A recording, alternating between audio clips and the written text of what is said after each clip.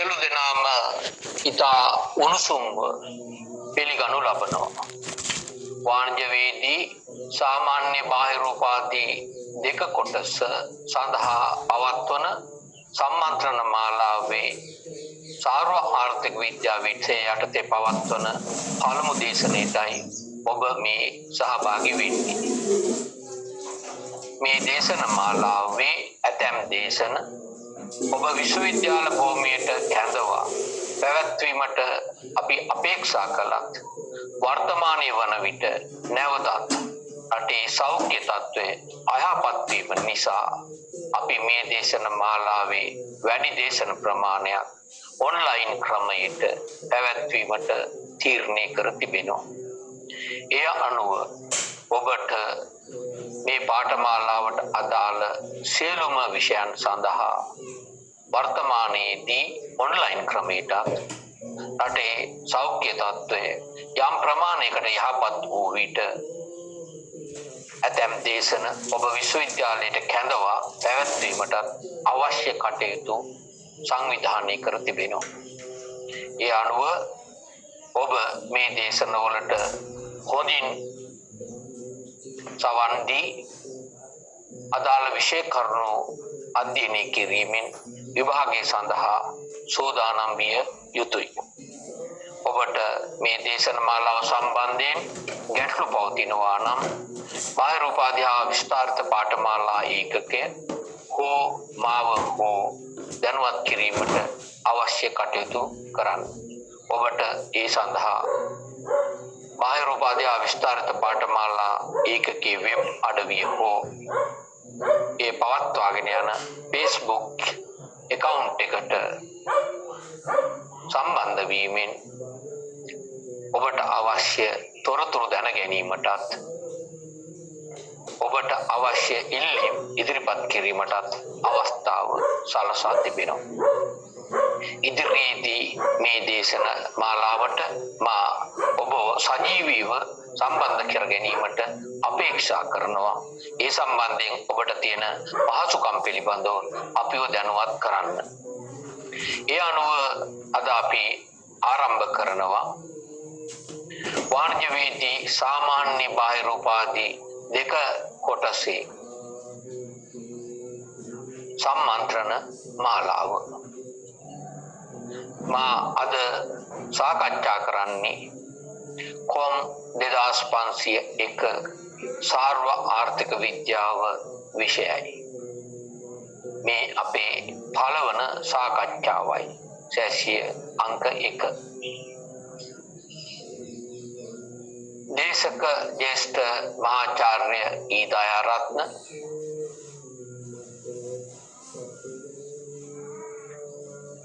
අධ්‍යයන අංශ ප්‍රධාන වාණිජ විද්‍යා අධ්‍යයන අංශය කළමනාකරණ අධ්‍යයන හා වාණිජ විද්‍යා පීඨය ඒ වගේම අධ්‍යක්ෂ බාහිර උපාධි හා විස්තරිත පාඨමාලා ඒකකය ශ්‍රී ජයවර්ධනපුර විශ්වවිද්‍යාලය නුගේගොඩ. මීළඟට මා මේ සාකච්ඡා මාලාව ආරම්භ කිරීම සඳහා විෂය නිර්දේශය පිළිබඳව ඔබ දැනුවත් කිරීමට කටයුතු කරනවා. ඔබට විෂය නිර්දේශය මේ වන විටත් ලැබී තිබෙනවා. ගිය වසරේ නම්නීකරණ පාඨමාලාවේදී වාණිජවේදී සාමාන්‍ය බාහිර උපාධි පාඨමාලාවට අයත් විෂය නිර්දේශ ඔබට ලබා දී තිබෙනවා. ඒ අනුව උපාධි දෙක කොටසේ විෂය නිර්දේශයට අදාළ විෂයන්හි සියලුම විෂය නිර්දේශයන් ඇතුළත් වෙනවා. ඒ වගේම එක් විෂය අධ්‍යයනය කිරීම සඳහා පරිශීලනය කළ යුතු ග්‍රන්ථද එහි දක්වා තිබෙනවා. ඒ ගැන ඔබේ අවධානය යොමු කරන්න. කොහොම නමුත් මා මුලින්ම සාර්ව ආර්ථික විද්‍යා දේශනය ආරම්භ කරන්නේ විෂය නිර්දේශය පිළිබඳව ඔබ දැනුවත් කිරීමෙන් පසුයි. විෂය නිර්දේශය පිළිබඳව හොඳ දැනුමක් ලබා ගැනීමෙන් පසු මේ විෂය ඉතා සාර්ථකව ඔබට අධ්‍යයනය කිරීමේ හැකියාව ලැබෙනවා. මා මෙහිදී අවධාරණය කළ යුතු වැදගත් කාරණයක් පවතිනවා. අනිකුත් විෂයන්ට සාපේක්ෂව සාර්ව ආර්ථික විද්‍යා විෂයේ එන විෂය කරුණු අධ්‍යයනය කිරීම තරමක් සංකීර්ණ වෙනවා. ඒකට හේතු කීපයක් පවතිනවා. එක් හේතුවක් තමයි අපි සාර්ව ආර්ථික විද්‍යාව අධ්‍යයනය කරන්නේ ආර්ථිකය සමස්තයක් හැටියට අරගෙන. සමස්ත ආර්ථිකයක ක්‍රියාකාරීත්වය අධ්‍යයනය කිරීම සංකීර්ණ වන බව ඔබට අවබෝධ කර ගැනීමට හැකියාව පවතිනවා. ඒ වගේම අපි මේ විෂය යටතේ අධ්‍යයනය කරන්නේ සීමිත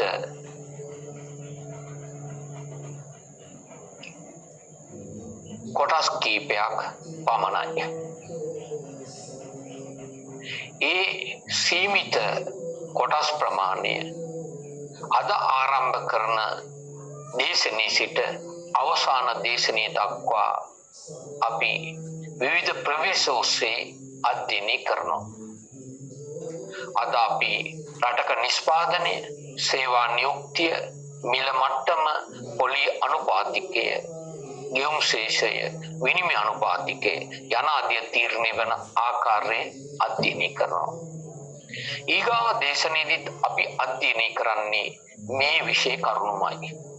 අද අපි එක් ප්‍රවේශයක් ඔස්සේ මේ විෂය කරුණු අධ්‍යයනය කරන අතර ඊගාව දිනේදී ඒ විෂය කරුණුම තවත් ප්‍රවේශයක් ඔස්සේ අධ්‍යයනය කරනවා. ඊගාව දවසෙත් අපි සිද්ධ කරන්නේ ඒ විෂය කරුණුම තවත් ප්‍රවේශයක් ඔස්සේ අධ්‍යයනය කිරීමයි. උදාහරණයක් හැටියට අපි මුලින්ම සාම්ප්‍රදායික සාර්ව ආර්ථික විද්‍යාව යටතේ මා කලින් සඳහන් කළ විෂය ඒකක පිළිබඳව අධ්‍යයනය කරනවා. ඉන් අනතුරුව මා කලින් සඳහන් කළ විෂය ඒකක පිළිබඳව අධ්‍යයනය කරනවා කේනීසියානු ආර්ථික විද්‍යාව භාවිතා කරමින්.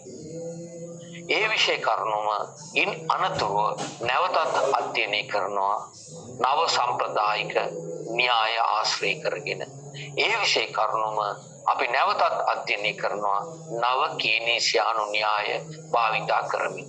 ඒ අනුව සාර්ව ආර්ථික විද්‍යාවේ අධ්‍යයන කටයුතු ආරම්භ වූ අවස්ථාවේ සිට අද දක්වා සාර්ව ආර්ථික ප්‍රශ්න විශ්ලේෂණය කිරීම සඳහා ආර්ථික විද්‍යාඥයෝ ඉදිරිපත් කර තිබෙන න්‍යායන් යටතේ අපි මුහුණ දෙන සාර්ව ආර්ථික ප්‍රශ්න අධ්‍යයනය කිරීම, විශ්ලේෂණය කිරීම, ඒවාට විසඳුම් යෝජනා කිරීම තමයි මේ විෂය එකකේ යටතේ සිද්ධ කරන්නේ. මා මේ තොරතුරු පැහැදිලි කිරීමෙන් ඔබට අවධාරණය කරන්නට උත්සාහ කරන්නේ මේ විෂය ඒකකය අතර පවතින පාඩම් අන්තර් සම්බන්ධතාවයකින් යුක්ත වන බව පැවසීමටයි. එක් දේශනයකට සම්බන්ධ නොවුණු විට ඊගාව දේශනයේදී මා පැහැදිලි කරන කරුණු තේරුම් ගැනීමේ දුෂ්කරතාවයක් පවතිනවා. අද මා ආරම්භ කරන සාකච්ඡාව මත ඉඳලයි ඊගාව දිනේ මගේ සාකච්ඡාව ආරම්භ වන්නේ.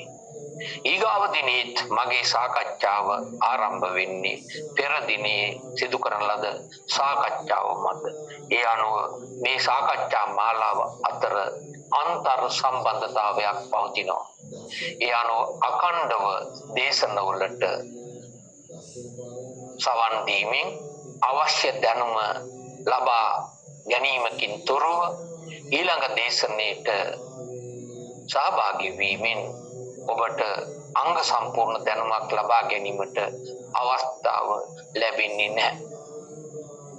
මා දන්නවා වෙනත් විෂය ඒකකවල එක් විෂය කරුණක් අධ්‍යයනය කිරීමෙන් පස්සේ එය අවසන් කිරීමෙන් පසු ඊළඟ විෂය ඒකකයේ අධ්‍යයනය කිරීමට යන්නේ ඊට කලින් අධ්‍යයනය කළ විෂය ඒකකයේ පිළිබඳව අවධානය යොමු කිරීමකින් තොරව.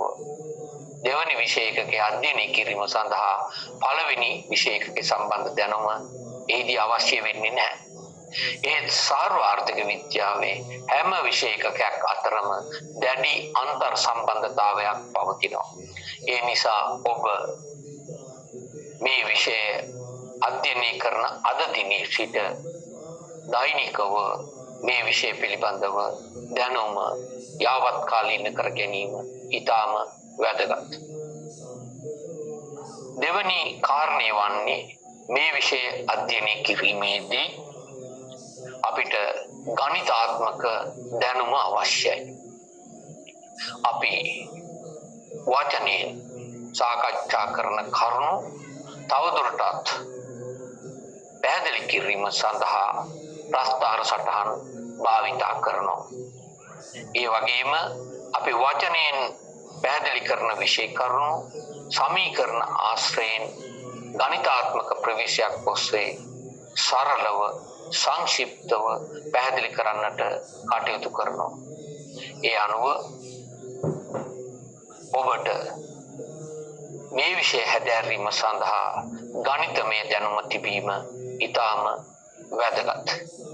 ඒ අනුව පසුගිය වර්ෂයේ ඔබ ගණිතය විෂය යටතේ ඉගෙනගත් දැනුම පිළිබඳව නැවතත් මතකයට ගැනීම අවශ්‍ය වෙනවා. මා පැහැදිලි කරන විෂය කරුණු වාචිකව ප්‍රස්ථාර සටහන් සහ සමීකරණ ගණිතමය ක්‍රමවේද පාවිච්චි කරමින් පැහැදිලි කරනවා. ඒ අනුව ඔබට වඩාත් හොඳ දැනුමක් ලබා ගැනීමට නම් ගණිත විෂය පිළිබඳව ඔබ මේ වන විට ලබාගෙන තිබෙන දැනුම නැවතත් යාවත් කාලීන කරගත යුතුයි.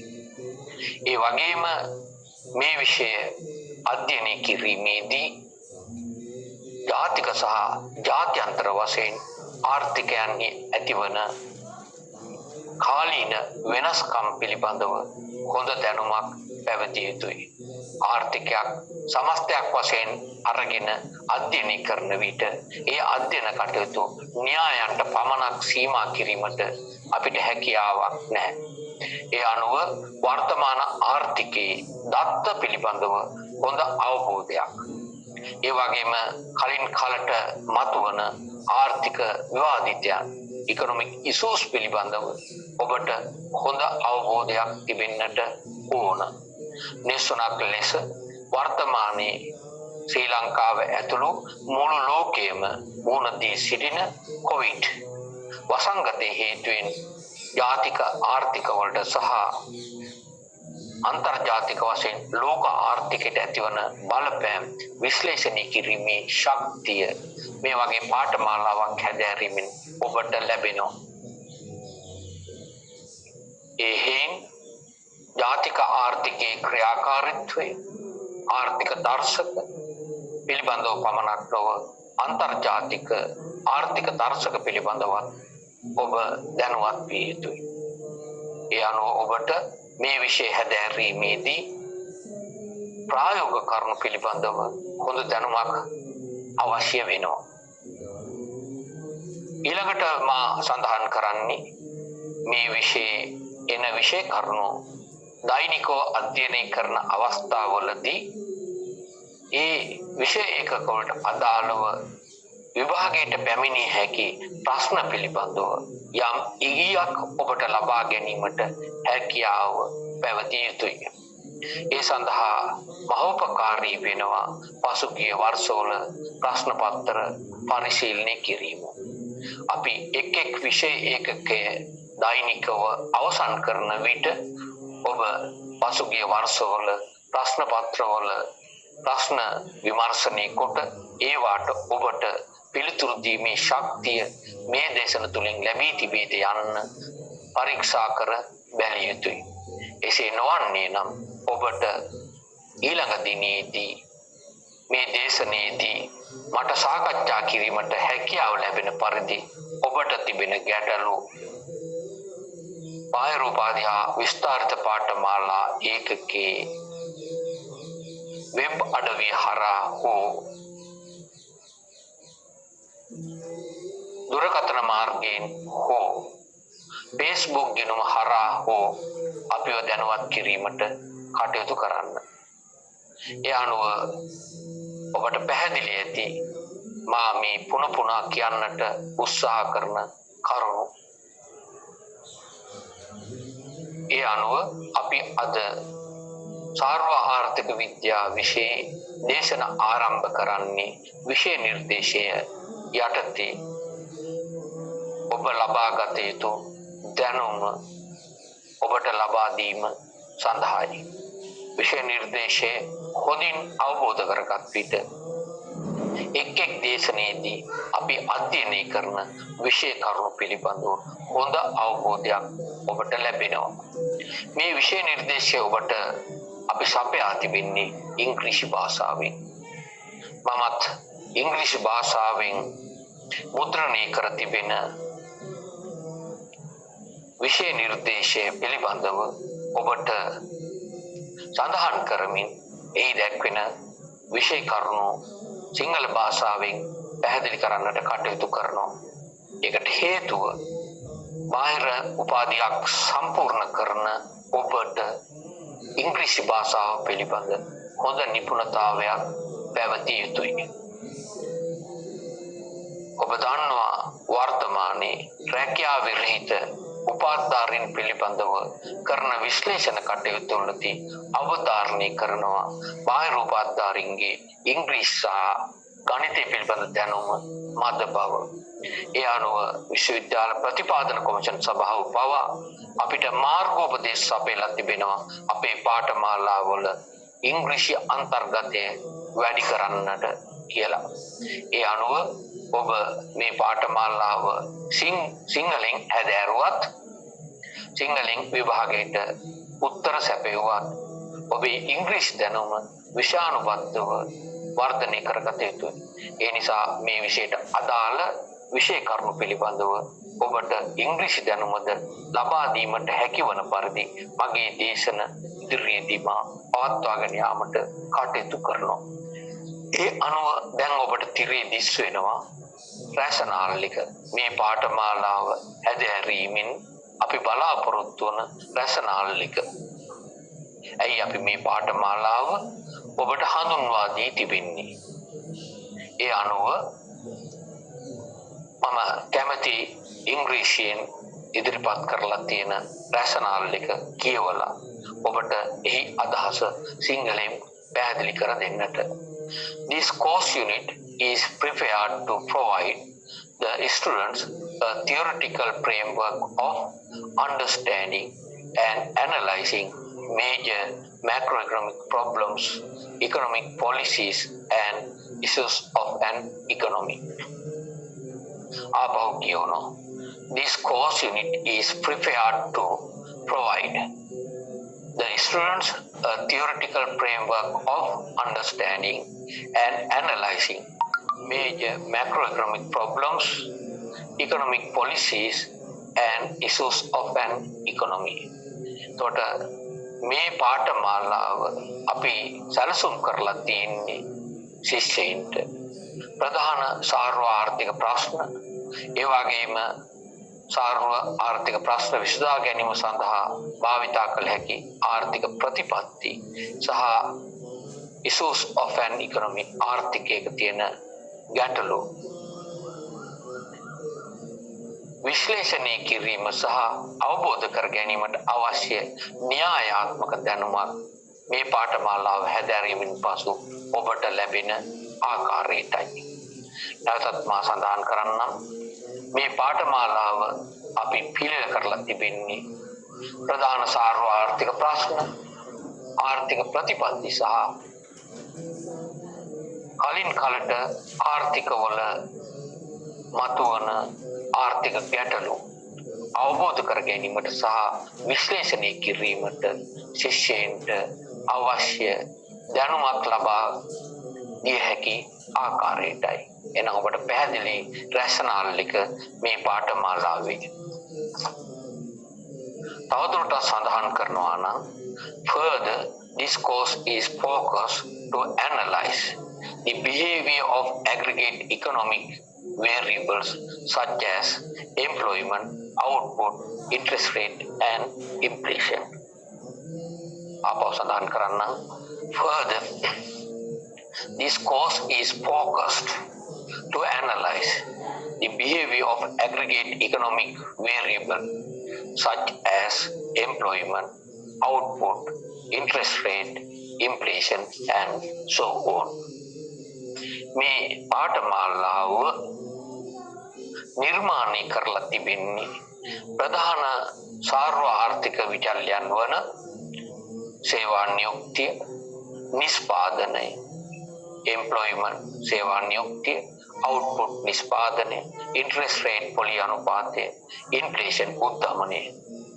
ඒ අනුව සේවා නියුක්තිය, නිෂ්පාදනය, පොලි අනුපාතය සහ උද්දමනය යනාදී සාර්ව ආර්ථික විචල්යන්හි හැසිරීම behavior විශ්ලේෂණය කිරීමට හැකියාව ලැබෙන අයුරු තමයි මේ පාඨමාලාව නිර්මාණය කරලා තියෙන්නේ. මේ පාඨමාලාවේ මූලික වශයෙන් අවධානය යොමු කරන්නේ ඔබට මේ සාර්ව ආර්ථික විචල්යන් හි හැසිරීම විශ්ලේෂණය කිරීමට අවශ්‍ය දැනුම ලබා දීමයි. ඒ අනුව මා මීළඟට ඔබ සමග සාකච්ඡා කරන්නේ මේ පාඨමාලාවේ අරමුණු පිළිබඳව. course objectives. මේ පාඨමාලාව හැදෑරීමෙන් ඔබ තුළ ඇතිවිය යුතු ගුණාංග අපි හඳුන්වනවා course objectives කියලා. පාඨමාලාවේ අරමුණු වෙනත් විදිහකින් කියනවා නම් ඉගෙනුම් ඵල learning outcomes. ඒ අනුව මම සාරාංශ කරන්නට කැමැති to introduce basic macroeconomic principles. මේ පාඨමාලාවේ අරමුණක් තමයි දරුවන්ට මූලික සාර්ව ආර්ථික මූලධර්ම හඳුන්වා දීමට. to introduce basic macroeconomic principles. ප්‍රධාන සාර්ව ආර්ථික මූලධර්මයන් දරුවන්ට හඳුන්වා දීම මේ පාඨමාලාවේ එක අරමුණක්. මේ පාඨමාලාවේ තවත් අරමුණක් වෙන්නේ to critically analyze macroeconomic problems. අපි මේ විෂය එකකයේ තුලින් macroeconomic problems සාර්ව ආර්ථික ප්‍රශ්න විශ්ලේෂණය කිරීමේ critically තර්කානුකූලව එහෙම නැත්නම් විවේචනශීලීව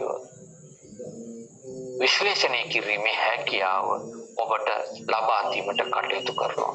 සාර්ව ආර්ථික ප්‍රශ්න ක්‍රිටිකල් ආකාරයට විශ්ලේෂණය කිරීමේ හැකියාව ඔබට ලබා දීමත් මේ පාඨමාලාවේ අරමුණක් වෙනවා. ඒ වගේම to emphasize the role of macroeconomic policies that affect internal and external deficits, inflation, and growth of per capita income. නැවත සඳහන් කරන්නම් to emphasize the role of macroeconomic policies that affect internal and external deficits, inflation, and growth of per capita income. ඒ අනුව අපි මේ පාඨමාලාවෙන් බලාපොරොත්තු වෙනවා සාර්ව ආර්ථික ප්‍රතිපත්ති මගින්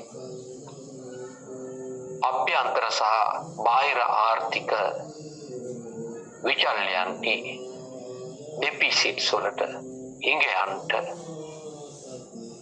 ඇති කරන බලපෑම අවධාරණය කරන්නට, ඒ වගේම සාර්ව ආර්ථික ප්‍රතිපත්ති මගින් උද්දමනය, ඒ වගේම ආර්ථික වෘද්ධිය, ඒ වගේම ඒක පුද්ගල ආදායම යන ආදියට ඇති කරන බලපෑම අවධාරණය කරන්නටත් අපි මේ පාඨමාලාව තුළින් බලාපොරොත්තු වෙනවා. නැවතත් මා සඳහන් කරන්නම් අපි සාර්ව ආර්ථික ප්‍රතිපත්ති ක්‍රියාත්මක කළ විට ඒවායි බලපෑම අභ්‍යන්තර ආර්ථිකයේ තුලනයන්ට සහ බාහිර ආර්ථිකයේ තුලනයන්ට ඇති කරන බලපෑම, ඒ වගේම උද්දමනයට, ඒ වගේම ආර්ථික වර්ධනයට, ඒ වගේම ඒක පුද්ගල ආදායමට ඇති කරන බලපෑම අවධාරණය කරන්නට මේ පාඨමාලාව තුළදී උත්සාහ කරනවා.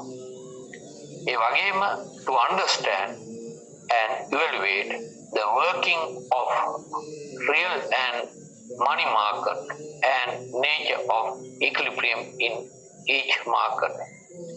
To understand and evaluate the working of real and money market and nature of equilibrium in each market. අපි මේ පාඨමාලාවේදී අවබෝධ කර ගන්නට උත්සාහ කරනවා ප්‍රධාන වෙළඳපොළවල් දෙකක ක්‍රියාකාරීත්වය සම්බන්ධයෙන්. To understand අවබෝධ කර ගන්නට evaluate ඒ වගේ අගයන්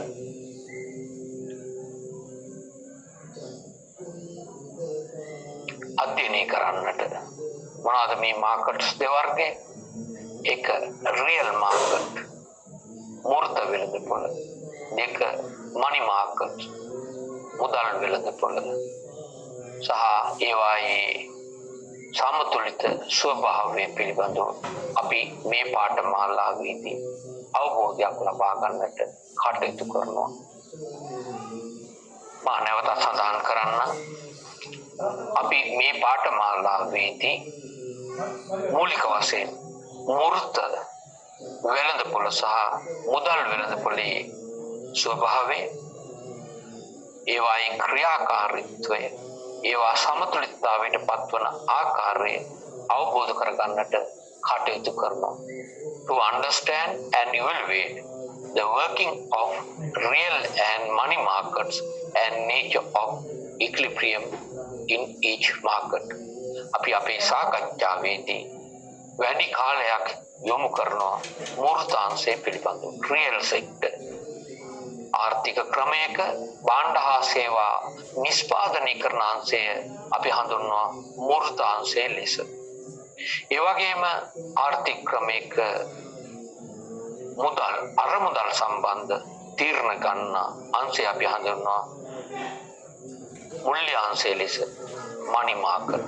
ඒතර ආර්ථිකයක ක්‍රියාකාරීත්වයට භාණ්ඩ හා සේවා නිෂ්පාදනය කරන අංශයත් ඒ වගේම අරමුදල් සම්බන්ධ ගනුදෙනු කරන අංශයත් ඉතා වැදගත් වෙනවා.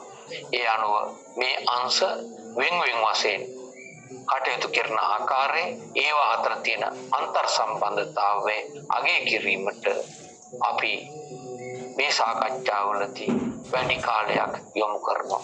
ඒ වගේම මේ එක් වෙළඳපොළවල් සමතුලිතතාවයට පත්වන ආකාරයත් ඒ අනුව වෙළඳපොළවල් දෙකම එක විට සමතුලිතතාවයට පත්වන ආකාරයත් අපි මෙහිදී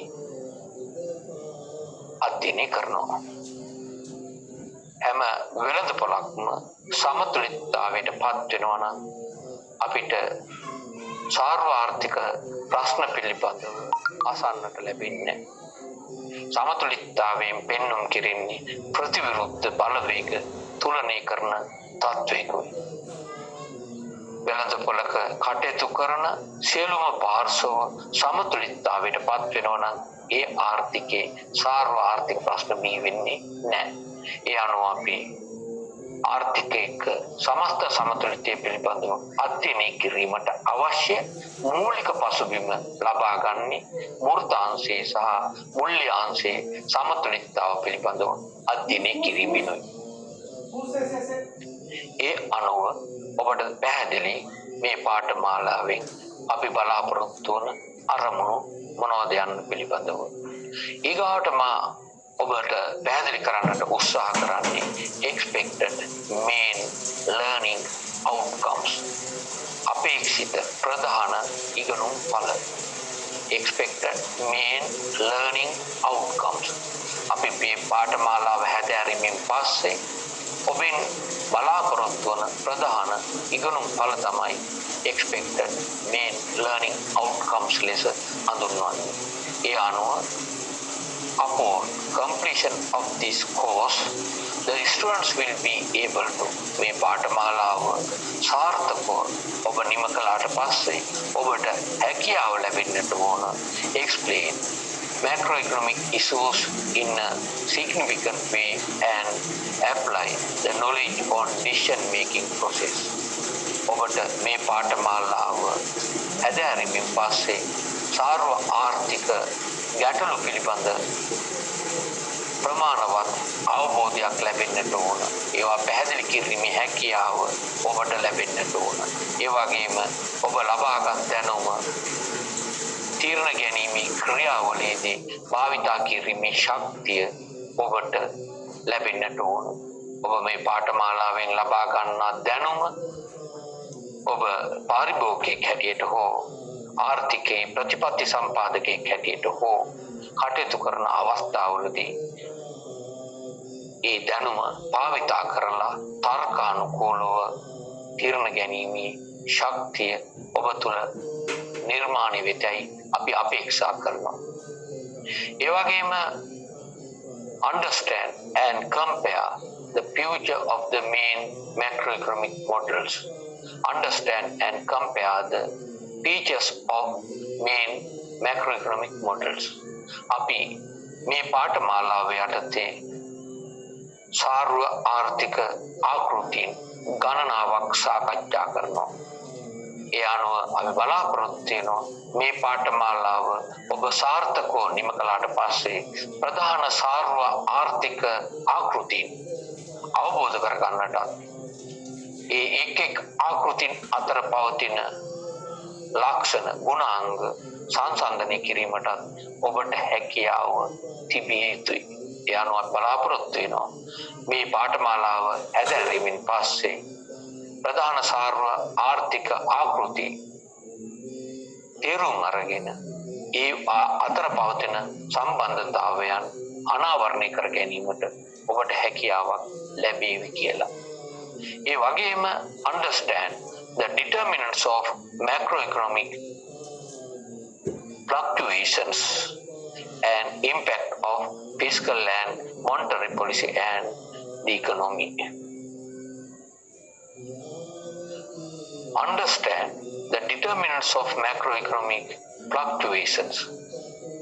සාර්ව ආර්ථික උච්චාවචනයන් තීරණය කරන සාධක අවබෝධ කර ගැනීමට ඒවායේ බලපෑම් තේරුම් ගැනීමට ඔබට හැකියාවක් ලැබෙනවා මේ පාඨමාලාව සාර්ථකව නිම කළ විට. ඒ වගේම සාර්ව ආර්ථික උච්චාවචනයන් fluctuations of macroeconomic variables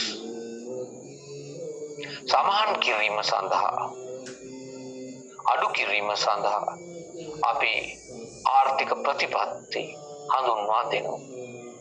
ඒ අනුව අපි ප්‍රධාන වශයෙන් අවධානය යොමු කරන ආර්ථික ප්‍රතිපත්ති දෙවර්ගයක් තමයි ෆිස්කල් පොලිසි සහ මුල්‍ය පොලිසි. ෆිස්කල් ප්‍රතිපත්ති මුල්‍ය ප්‍රතිපත්ති. ෆිස්කල් ප්‍රතිපත්ති අපි හඳුන්වනවා රාජ්‍ය මුල්‍ය ප්‍රතිපත්ති ලෙස, එහෙම නැත්නම් අයවැය ප්‍රතිපත්ති ලෙස. මොනිටරි පොලිසි අපි හඳුන්වන්නේ මුල්‍ය ප්‍රතිපත්ති ලෙස. මේට අමතරව ඔබ උසස් පෙළ මට්ටමේදී ඉගෙනගෙන තිබෙනවා ආර්ථික ප්‍රතිපත්ති විශාල ප්‍රමාණයක්. මුල්‍ය ප්‍රතිපත්ති, රාජ්‍ය මුල්‍ය ප්‍රතිපත්ති, සැපයුම් ප්‍රවර්ධන ප්‍රතිපත්ති, ආදායම් ප්‍රතිපත්ති, ඒ වගේම විදේශ වෙළඳ ප්‍රතිපත්ති, ඍජු ප්‍රාරණ ප්‍රතිපත්ති යනාදී වශයෙන් ප්‍රතිපත්ති ගණනාවක් ඉගෙනගෙන තියෙනවා. අපිට කාල වේලාව ලැබෙන ආකාරයට මේ ආර්ථික ප්‍රතිපත්තියට අපි සාකච්ඡා කරන ආකෘතින්ට බලපෑම් කරන ආකාරය පිළිබඳව සාකච්ඡා කරන්නට කටයුතු කරනවා. කෙසේ වෙතත් අපි මූලික වශයෙන් වැඩි අවධානයක් යොමු කරන්නේ ප්‍රධාන ආර්ථික ප්‍රතිපත්ති දෙවර්ගය වන මුල්‍ය සහ රාජ්‍ය මුල්‍ය ප්‍රතිපත්ති පිළිබඳව. ඒවා අවබෝධ කර ගැනීමට ඒ ප්‍රතිපත්ති මගින් සාර්ව ආර්ථික උච්චාවචනයන්ට ඇති කරන බලපෑම් තේරුම් ගැනීමට ඔබට හැකියාව ලැබෙනවා මේ පාඨමාලාව සාර්ථකව නිම කළ විට. ඒ වගේම establish relationship among relevant concepts such as income determination and employment theory, economic growth, inflation, and so on. Establish relationship among relevant concepts. අදාළ සංකල්ප පිළිබඳව අවබෝධයක් ලබා ගැනීමෙන් පස්සේ ඒවා අතර තියෙන සම්බන්ධතාව හඳුනා ගැනීමටත් ඔබට මේ පාඨමාලාව හැදෑරීමෙන් හැකියාව ලැබෙනවා. ඒ අනුව ඉන්කම් ඩිටර්මිනේෂන් රටක නිෂ්පාදනය එහෙම නැත්නම් ආදායම තීරණය වන ආකාරය, ඒ වගේම රටක සේවා නියුක්තිය තීරණය වන ආකාරය, ඒ පැහැදිලි කරන එම්ප්ලොයිමන්ට් තියරි, සේවා නියුක්තිය පැහැදිලි කරන න්‍යායයන්, ඒ වගේම ආර්ථික වෘද්ධිය ඉකොනොමික් ග්‍රෝත්, ඒ වගේම උද්දමනය ඉන්ෆ්ලේෂන් යන ආදී පිළිබඳව ඔබට හොඳ අවබෝධයක් මේ පාඨමාලාව සාර්ථකව නිමා කරන විට ලැබෙතයි අපි විශ්වාස කරනවා. ඒවා තමයි අපේ ලර්නිං අවුට්කම්ස්. එනම් මේ ප්‍රධාන දේවල් අතර තියෙන සම්බන්ධතාවය පිටුවා ගැනීමේ ශක්තියක් ඔබට තියෙන්නට ඕන. ඊළඟට මා ඔබේ අවධානයට යොමු කරන්නේ ඊටාම වැදගත් කොටස වන කෝස් කන්ටෙන්ට් එක පිළිබඳව. මේ පාඨමාලාවේ අන්තර්ගතය මේ දේශන තුලින් අපි සාකච්ඡා කරන විෂය කරුණු අපි හඳුන්වනවා කෝස් කන්ටෙන්ට් ලෙස.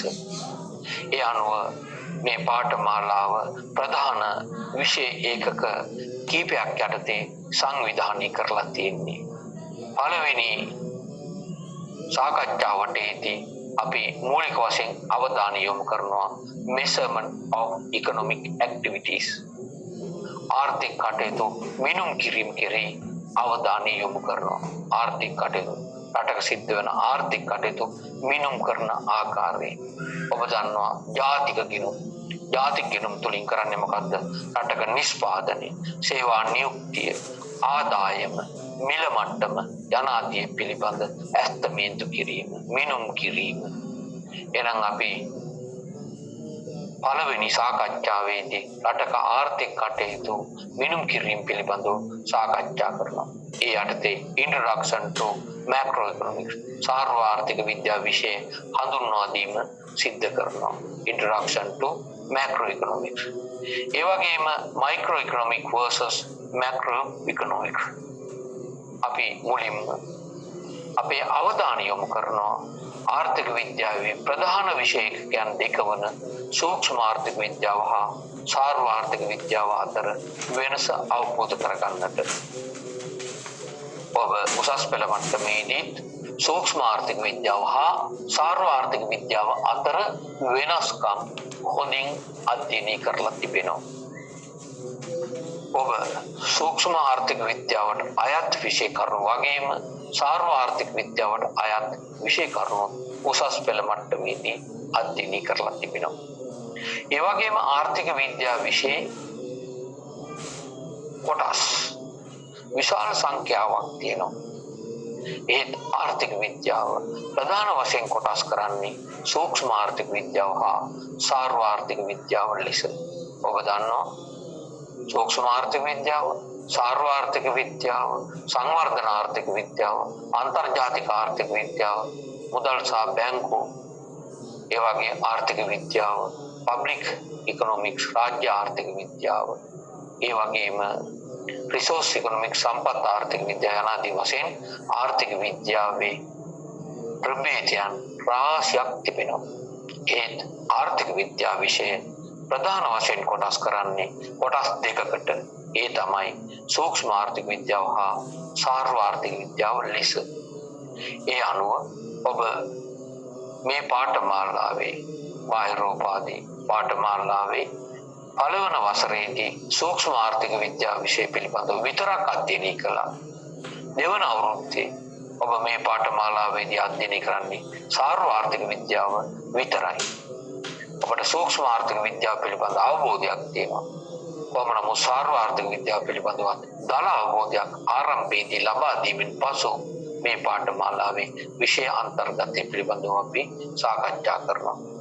ඒ වගේම මැක්‍රෝ ඉකොනොමික් ඉෂුස් සාර්වාර්ථික ගැටලු විවාදිතයන් පිළිබඳව අපි මුලින්ම සාකච්ඡා කරනවා. ඒකට හේතුව සාර්වාර්ථික විද්‍යාව ආරම්භ වෙන්නේම සාර්වාර්ථික ගැටලු නිසායි. ලෝකේ සාර්වාර්ථික ගැටලු ආරම්භ වීමෙන් පස්සේ මේ සාර්වාර්ථික අධ්‍යයන කටයුතු ආරම්භ වුණා.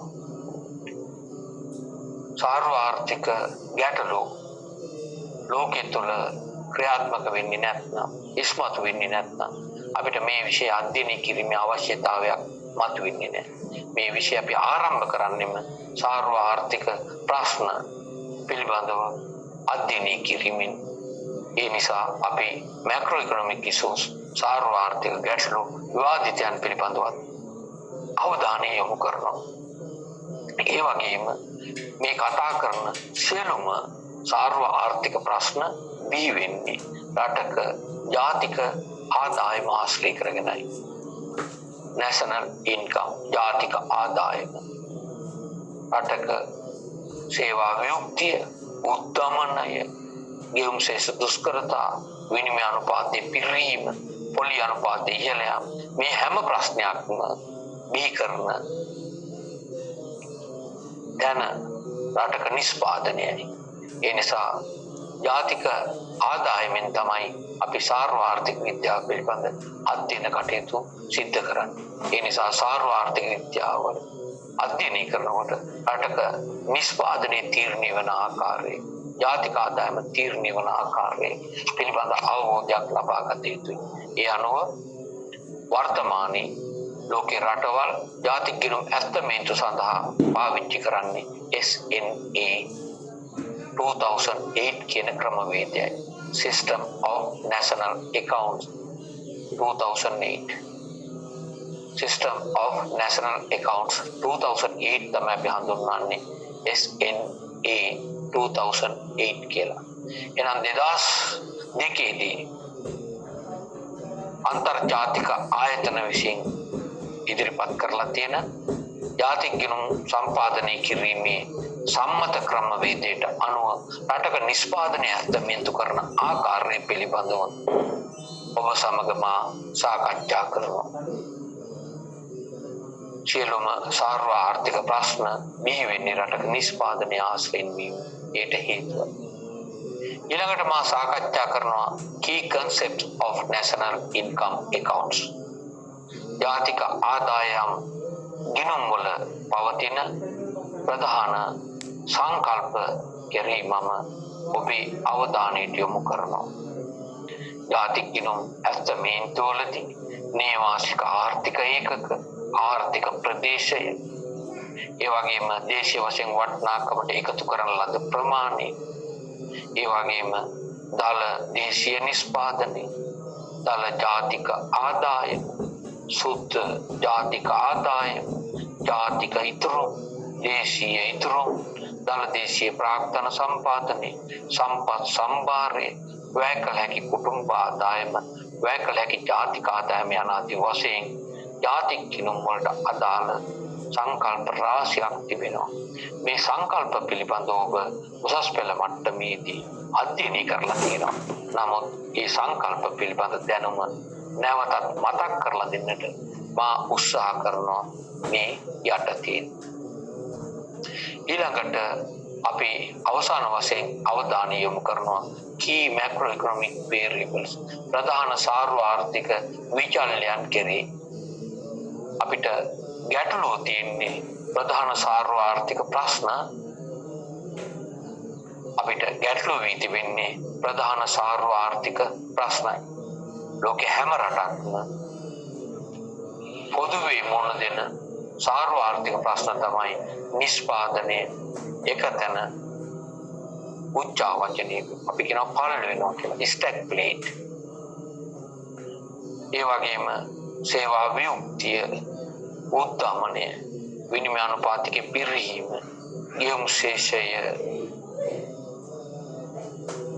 ශේෂ හිඟය යන ආදී අපි කියනවා ප්‍රධාන සාර්ව ආර්ථික ප්‍රශ්න කියලා.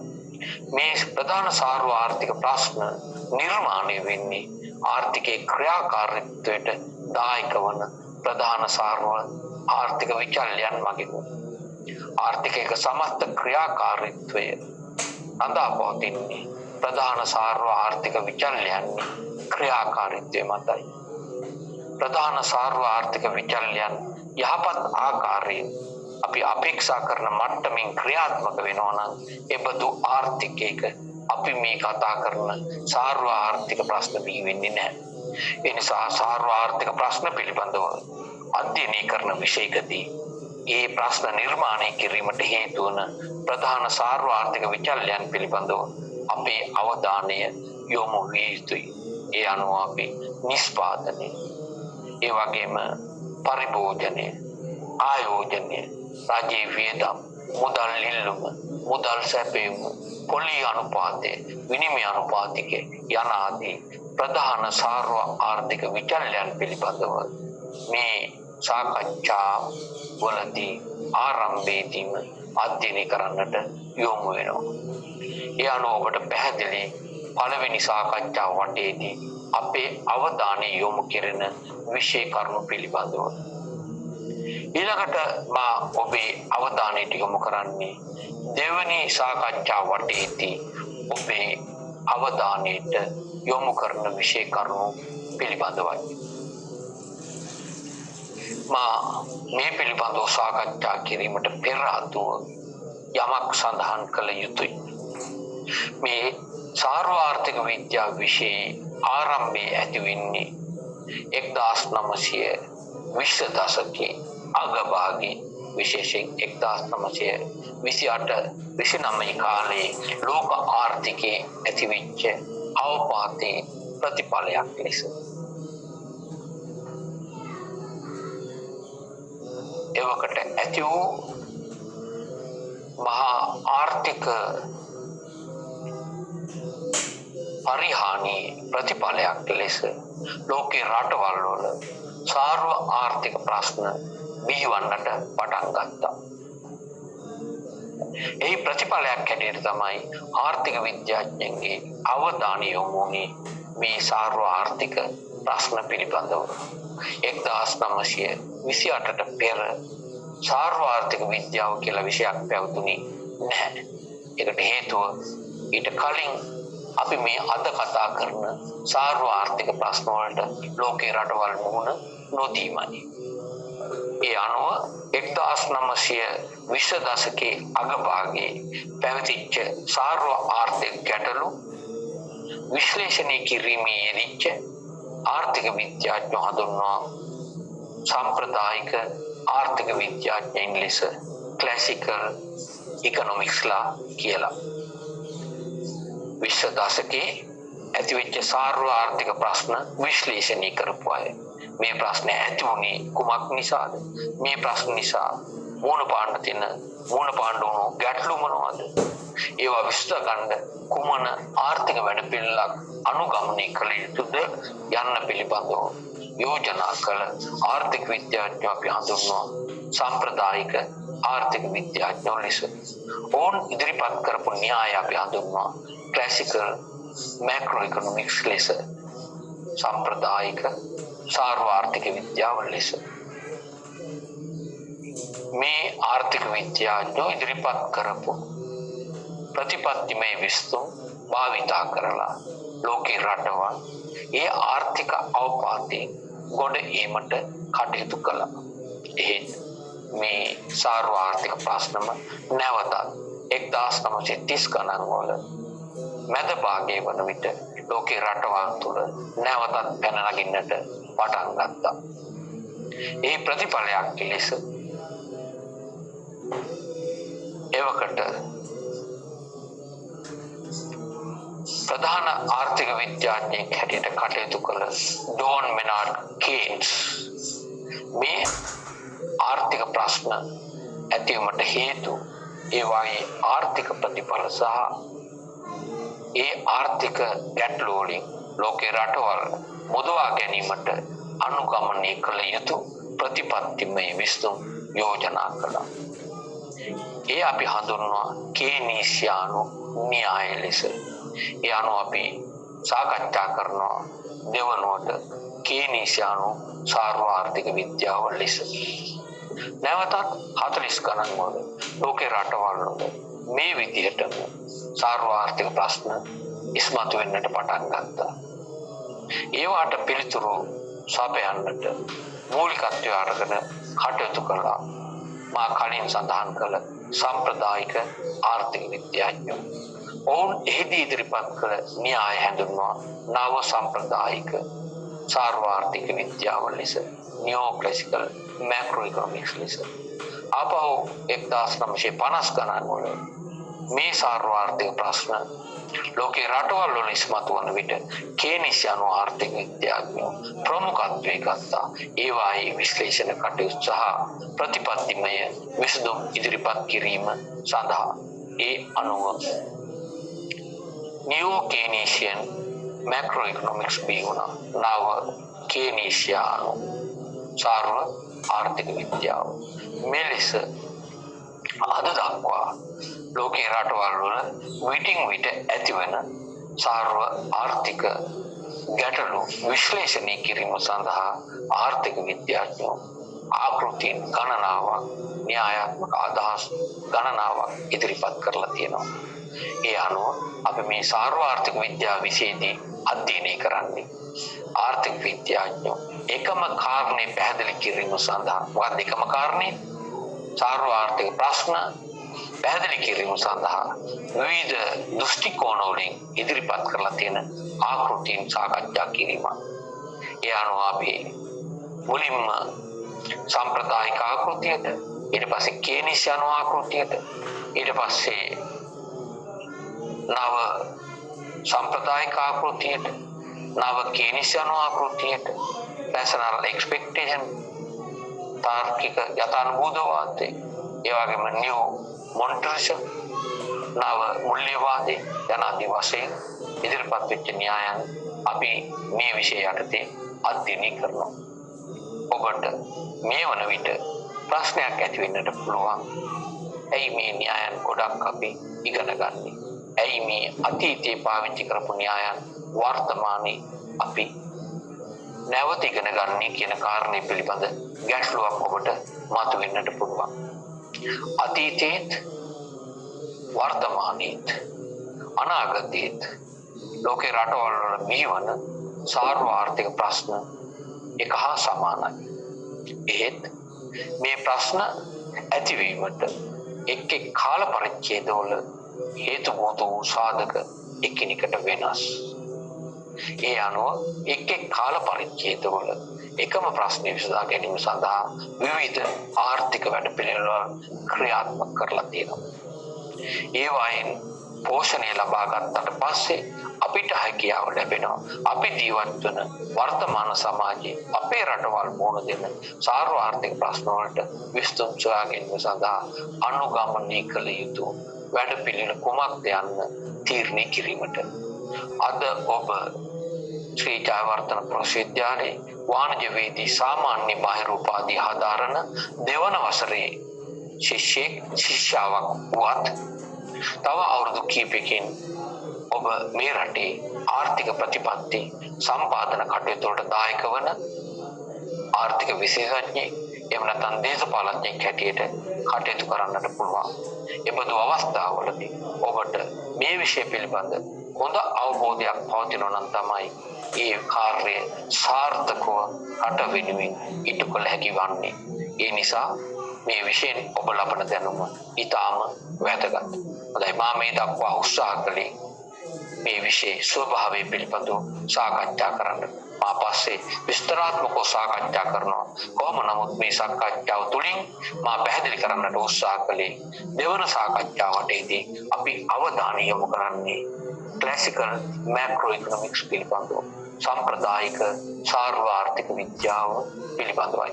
ඒ අනුව අපි සම්ප්‍රදායික සාර්ව ආර්ථික විද්‍යාව විෂය ඒකකයේ යටතේ සාකච්ඡා කරන රටක නිෂ්පාදනයේ තීරණය වන ආකාරය පිළිබඳව.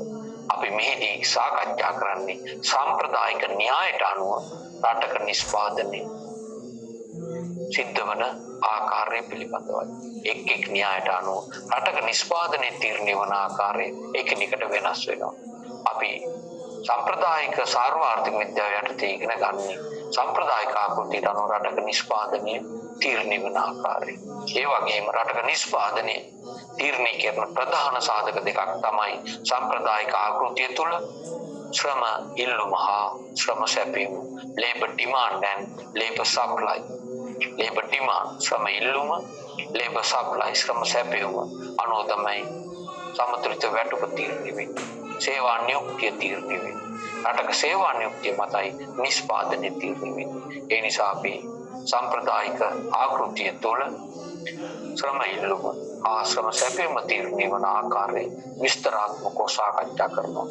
ඒ වගේම ඇග්‍රිගේට් ඩිමාන්ඩ් සමස්ත ඉල්ලුම, ඒ වගේම ඇග්‍රිගේට් සප්ලයි සමස්ත සැපයීම තීරණය වන ආකාරය අපි මෙහිදී සාකච්ඡා කරනවා.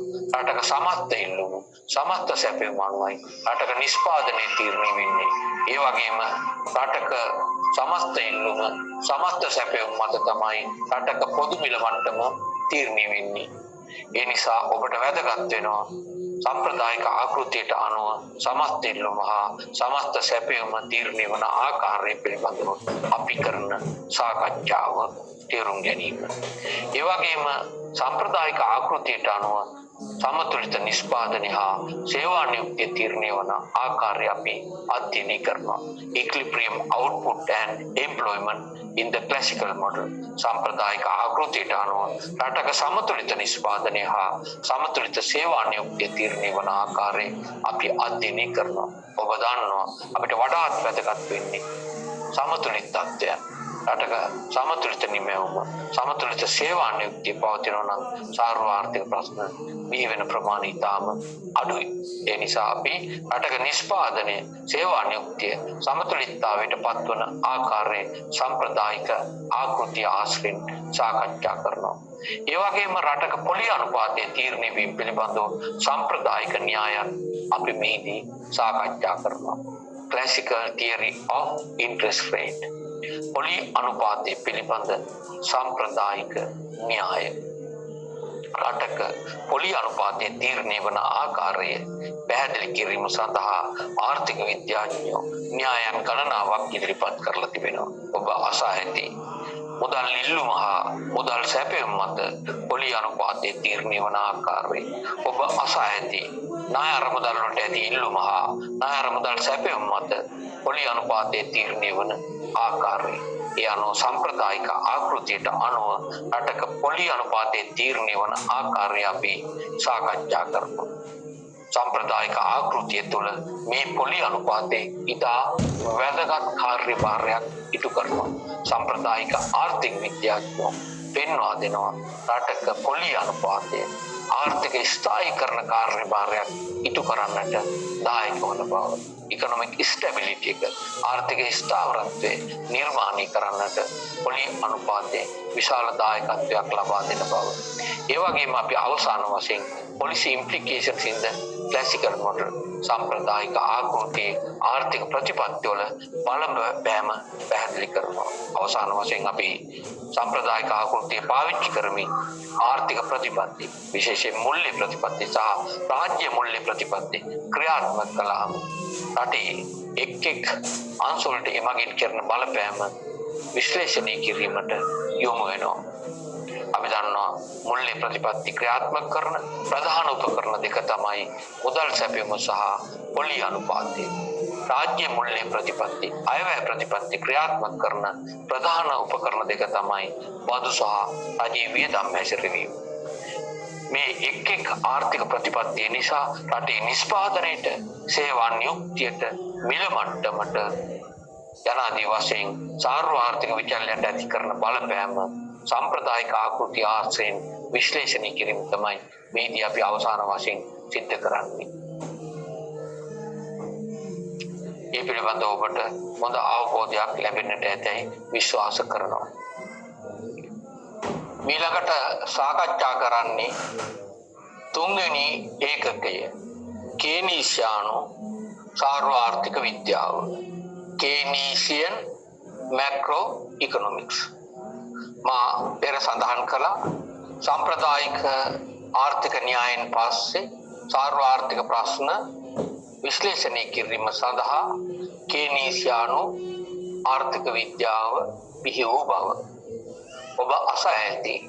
1936 ජෝන් මෙනාඩ් කේන්ස් නැමැති ආර්ථික විද්‍යාඥයා සේවා නියුක්තිය පොලිය සහ මුදල් පිළිබඳ පොදු න්‍යාය නැමැති කෘතියක් ප්‍රකාශයට පත් කළා. මේ කෘතියෙන් තමයි ජෝන් මෙනාඩ් කේන්ස් සාර්වාර්ථික විද්‍යාව හඳුන්වලා දෙන්නේ. ඒ අනුව සම්ප්‍රදායික ආර්ථික විද්‍යාව යටතේ අපි අධ්‍යයනය කළ මාතෘකාම කේනීසියානු ප්‍රවේශය ඔස්සේ අධ්‍යයනය කරනවා. ඒ අනුව අපි මුලින්ම සාකච්ඡා කරනවා සමහර ඉල්ලුමේ සංරචකයන් පිළිබඳව.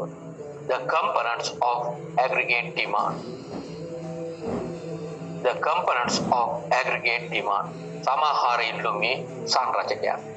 කේනීසියානු ආර්ථික විද්‍යාවේදී වඩා වැඩි තැනක් හිමි වෙන්නේ සමහර ඉල්ලුමට. සම්ප්‍රදායික සාර්වාර්ථික විද්‍යාවේදී වැඩි තැනක් හිමි වුණේ සමහර සැපයුම් වක්‍රයට. ඒ අනුව කේනීසියානු ආර්ථික විද්‍යාඥයෝ සමහර ඉල්ලුම පදනම් කරගෙන ඔවුන්ගේ සාර්වාර්ථික න්‍යායන් ඉදිරිපත් කරනවා. ඒ අනුව අප මුලින්ම සාකච්ඡා කරනවා සමහර ඉල්ලුමේ සංරචකයන්. ඔබ උසස් පෙළදී ආර්ථික විද්‍යාව විෂය යටතේ කේනීසියානු ආර්ථික විද්‍යාව නැමැති සාර්ව ආර්ථික විෂයකදී අධ්‍යයනය කරලා තියෙනවා සමහර ඉල්ලුම පිළිබඳව. එහිදී ඔබ හඳුනාගෙන තියෙනවා සමහර ඉල්ලුමේ ප්‍රධාන සංරචකයන් ලෙස පරිභෝජනය, කුටුම්බ පරිභෝජනික කන්සම්ප්ෂන්, ව්‍යාපාර ආයෝජන ඉන්වෙස්ට්මන්ට්, රජයේ වියදම් ගවර්න්මන්ට් ස්පෙන්ඩිං, අපනයන එක්ස්පෝර්ට්, ආනයන වලින් සමන්විත වන බව. මේවා පිළිබඳව අපි විස්තරාත්මකව මෙහිදී සාකච්ඡා කරනවා. එලෙස සමහර ඉල්ලුමේ සංරචකයන් පිළිබඳව සාකච්ඡා කිරීමෙන් අනතුරුව අපි කේනීසියානු ආකෘතියට අනුව සමතුලිත නිෂ්පාදනය තීරණය වන ආකාරය පිළිබඳව විස්තරාත්මකව අධ්‍යයනය කරනවා. සමතුලිත ජාතික ආදායම තීරණය වන ආකාරය ඔබ උසස් පෙළදී අධ්‍යයනය කරලා තියෙනවා. කේනීසියානු න්‍යායට අනුව රටක සමතුලිත නිෂ්පාදනය තීරණය වන ආකාරය, සමස්ත සැපයුම සමස්ත ඉල්ලුමට සමාන වන විට රටක සමතුලිත නිෂ්පාදනය තීරණය වන ආකාරය කේනීසියානු ආකෘතිය ආශ්‍රයෙන් අපි විස්තරාත්මකව සාකච්ඡා කරනවා. සමතුලිත ජාතික ආදායම් සමීකරණ, ඒ වගේම සමතුලිත ජාතික ආදායම් රේඛාව හා සමහර වියදම් රේඛාව ආශ්‍රය කරගෙන රටක නිෂ්පාදනයේ සමතුලිතතාවයට පත්වන ආකාරය, ඒ වගේම ගිලියා මිදීම් වලට සමාන වන අවස්ථාවේ රටක නිෂ්පාදනයේ සමතුලිතතාවයට පත්වන ආකාරය යනාදී වශයෙන් සමතුලිත නිෂ්පාදනය කේනීසියානු ආකෘතියට අනුව තීරණය වන ආකාරය අපි මෙහිදී විස්තරාත්මකව අධ්‍යයනය කරනවා. ඉන් අනතුරුව සමතුලිත නිෂ්පාදනය වෙනස් වන ආකාරය පිළිබඳව ගැඹුරින් විශ්ලේෂණයක යෙදෙනවා.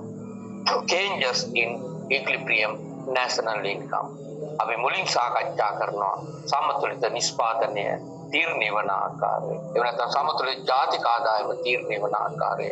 ඉන් අනතුරුව එලෙස තීරණය වූ සමතුලිත ජාතික ආදායම වෙනස් වීමට බලපෑම් කරන සංරචකයන් සහ එමගින් ඇතිවන වෙනස් වීමේ ප්‍රමාණය මිනුම් කිරීම සඳහා විශේෂ අවධානයක් යොමු කරනවා. ඉන් අනතුරුව අපි කේනීසියානු ගුණක ක්‍රියාවලිය පිළිබඳව විස්තරාත්මකව අධ්‍යයනය කරනවා.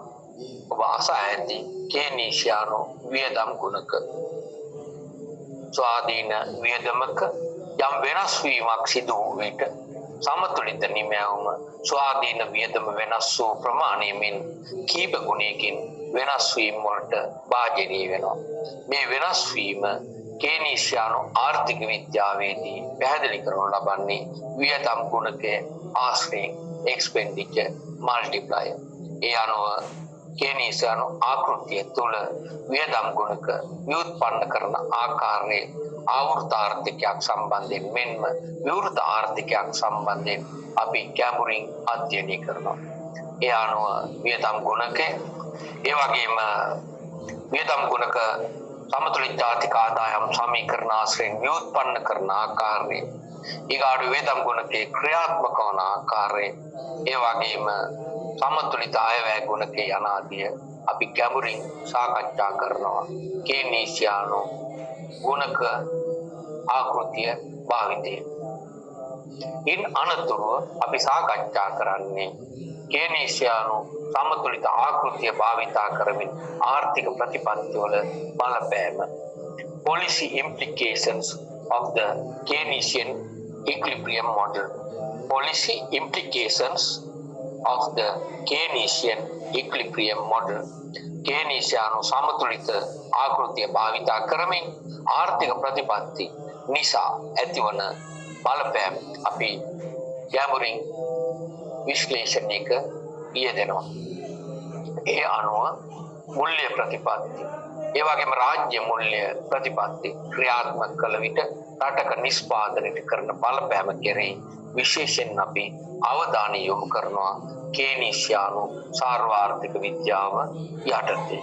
එලෙස අපි තුන්වෙනි විෂය ඒකකය සාකච්ඡාවට භාජනය කරනවා.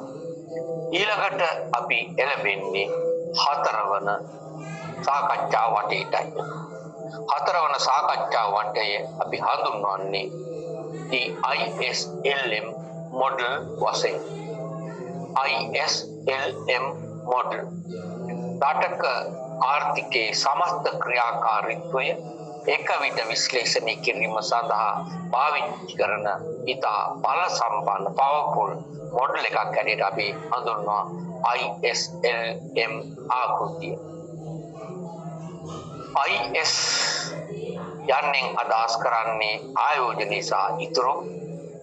LM යන්නෙන් අදහස් කරන්නේ මුදල් ඉල්ලුම සහ මුදල් සැපයීම. I investment, S savings, L demand for money මුදල් ඉල්ලුම, M මුදල් සැපයීම. ඒ අනුව මූර්ත අංශයේ භාණ්ඩ හා සේවා නිෂ්පාදනය කරන අංශයේ සමතුලිතතාව පිළිබිඹු කිරීම සඳහා IS වක්‍රය එහෙම නැත්නම් IS සමීකරණය අපි උපයෝගී කරගන්නවා. ඒ වගේම මුල්‍ය වෙළඳපොලේ සමතුලිතතාව පිළිබිඹු කිරීම සඳහා අපි LM වක්‍රය හෝ LM සමීකරණය භාවිතා කරනවා. ඒ අනුව අපි ISLM ආකෘතිය භාවිතා කරමින් මූර්ත අංශයත් මුල්‍ය අංශයත් එක විට සමතුලිතතාවයට පත් කිරීමට සමත් පොලි සහ ආදායම් සංයෝග ගැඹුරින් විශ්ලේෂණයක යෙදෙනවා. ඒ අනුව ආර්ථිකයේ ඇතිවන වෙනස් වීම එක් අංශ කරා සම්බන්ධ කරන සම්බන්ධීකාරක විචල්්‍ය සහ ඒ අනුව එක් වෙළඳපොලේ ඇතිවන වෙනස් වීම අපි සංඛ්‍යාත්මකව නිවැරදිව මිනුම් කිරීම සඳහා මේ ආකෘතිය භාවිතා කරනවා. සාර්වාර්ථික විද්‍යාවේදී අපි භාවිතා කරන ඉතා වැදගත් ආකෘතියක් තමයි ISLM ආකෘතිය. ඒ අපි හඳුන්වන්නේ ISLM මොඩල් ලෙස. ඒ අනුව අපි සාකච්ඡා කරනවා මුලින්ම IS සහ LM වක්‍ර ව්‍යුත්පන්න කරන ආකාරය. මා මීට පෙර සඳහන් කළා IS වක්‍රයෙන් පෙන්වන්නේ මූර්තාංශයේ සමතුලිතතාව. අපි මීට කලින් සාකච්ඡා කළා මූර්තාංශයේ සමතුලිතතාව ඇති වෙන්නේ සමස්ත සැපයීම සමස්ත වියදමට එවත් සමස්ත ඉල්ලුමට සමාන වන විට. මෙන්න මේ කොන්දේසිය තෘප්ත කිරීමට සමත් පොලි සහ ආදායම් සංයෝග භාවිතා කරමින් අපි IS වක්‍රය ව්‍යුත්පන්න කරගන්නවා. ඒ වගේම මා කලින් සඳහන් කළා LM වක්‍රයෙන් පෙන්වන්නේ මුල්‍ය අංශයේ සමතුලිතතාව බව. LM රේඛාවෙන් පෙන්눔 කරන්නේ මුල්‍ය අංශය සමතුලිතතාවයට පත් කිරීමට සමත් පොලි ආදායම් සංයෝග. ඔබ දන්නවා මුල්‍ය අංශයේ සමතුලිතතාවයට පත් වෙන්නේ මුදල් ඉල්ලුම මුදල් සැපයීමට සමාන වන විට. එනම් මුදල් ඉල්ලුම මුදල් සැපයීමට සමාන කිරීමට සමත් පොලි ආදායම් සංයෝග සම්බන්ධ කරමින් අපි LM වක්‍රය ව්‍යුත්පන්න කරනවා. යනු දැන් ඔබට පැහැදිලි IS වක්‍රය සහ LM වක්‍රය අතර පවතින සම්බන්ධතාවය. මා නැවතත් සඳහන් කරන්නම් මූර්තාංශය සමතුලිතතාවයට පත් කිරීමට සමත් පොලි ආදායම් සංයෝග සම්බන්ධ කරමින් IS වක්‍රය ව්‍යුත්පන්න කරන අතර මුදල් වෙළඳපොළ සමතුලිතතාවයට පත් කිරීමට සමත් පොලි ආදායම් සංයෝග සම්බන්ධ කරමින් LM වක්‍රය ව්‍යුත්පන්න කරන බව. ඒ අනුව අපි මුලින්ම IS වක්‍රය ව්‍යුත්පන්න කිරීමත් දෙවනුව LM වක්‍රය ව්‍යුත්පන්න කිරීමත් සිද්ධ කරනවා. ඒ අනුව IS සහ LM වක්‍ර එහෙම නැත්නම් IS සහ LM සමීකරණ භාවිතා කරමින් ආර්ථිකයක සමතුලිතය පිළිබඳව සාකච්ඡා කරනු ලබනවා. එහිදී අපි මුලින් සාකච්ඡා කරන්නේ ආවෘත ආර්ථිකයක සමස්ත සමතුලිතතාවය පිළිබඳවයි. ඒ අනුව IS LM වක්‍ර ඒ වගේම සමීකරණ භාවිතා කරමින් ආවෘත ආර්ථිකයක සමතුලිතය පිළිබඳව විස්තරාත්මකව සාකච්ඡා කරනවා. ඉන් අනතුරුව ISLM ආකෘතිය තුළ ගුණක ක්‍රියාවලිය සිද්ධ වන ආකාරයත් ISLM ආකෘතිය තුළ ගුණක ව්‍යුත්පන්න කරන ආකාරයත් අපි විස්තරාත්මකව සාකච්ඡා කරනවා. ඒ අනුව IS සහ LM වක්‍රවල සමීකරණ භාවිතා කරමින් අපි සමතුලිත ජාතික ආදායම සෙවීම සඳහා සමීකරණයකුත් IS සහ LM වක්‍රවල සමීකරණ භාවිතා කරමින් සමතුලිත පොලි අනුපාතිකය ගණනය කිරීම සඳහා සමීකරණ දෙකක් ව්‍යුත්පන්න කරගන්නවා. ආපහු සඳහන් කරන්නම් අපි මූර්තාංශයේ සමතුලිතතාව දැක්වීම සඳහා IS වක්‍රයත් මූල්‍ය අංශයේ සමතුලිතතාව දැක්වීම සඳහා LM වක්‍රයත් ව්‍යුත්පන්න කරගන්නවා.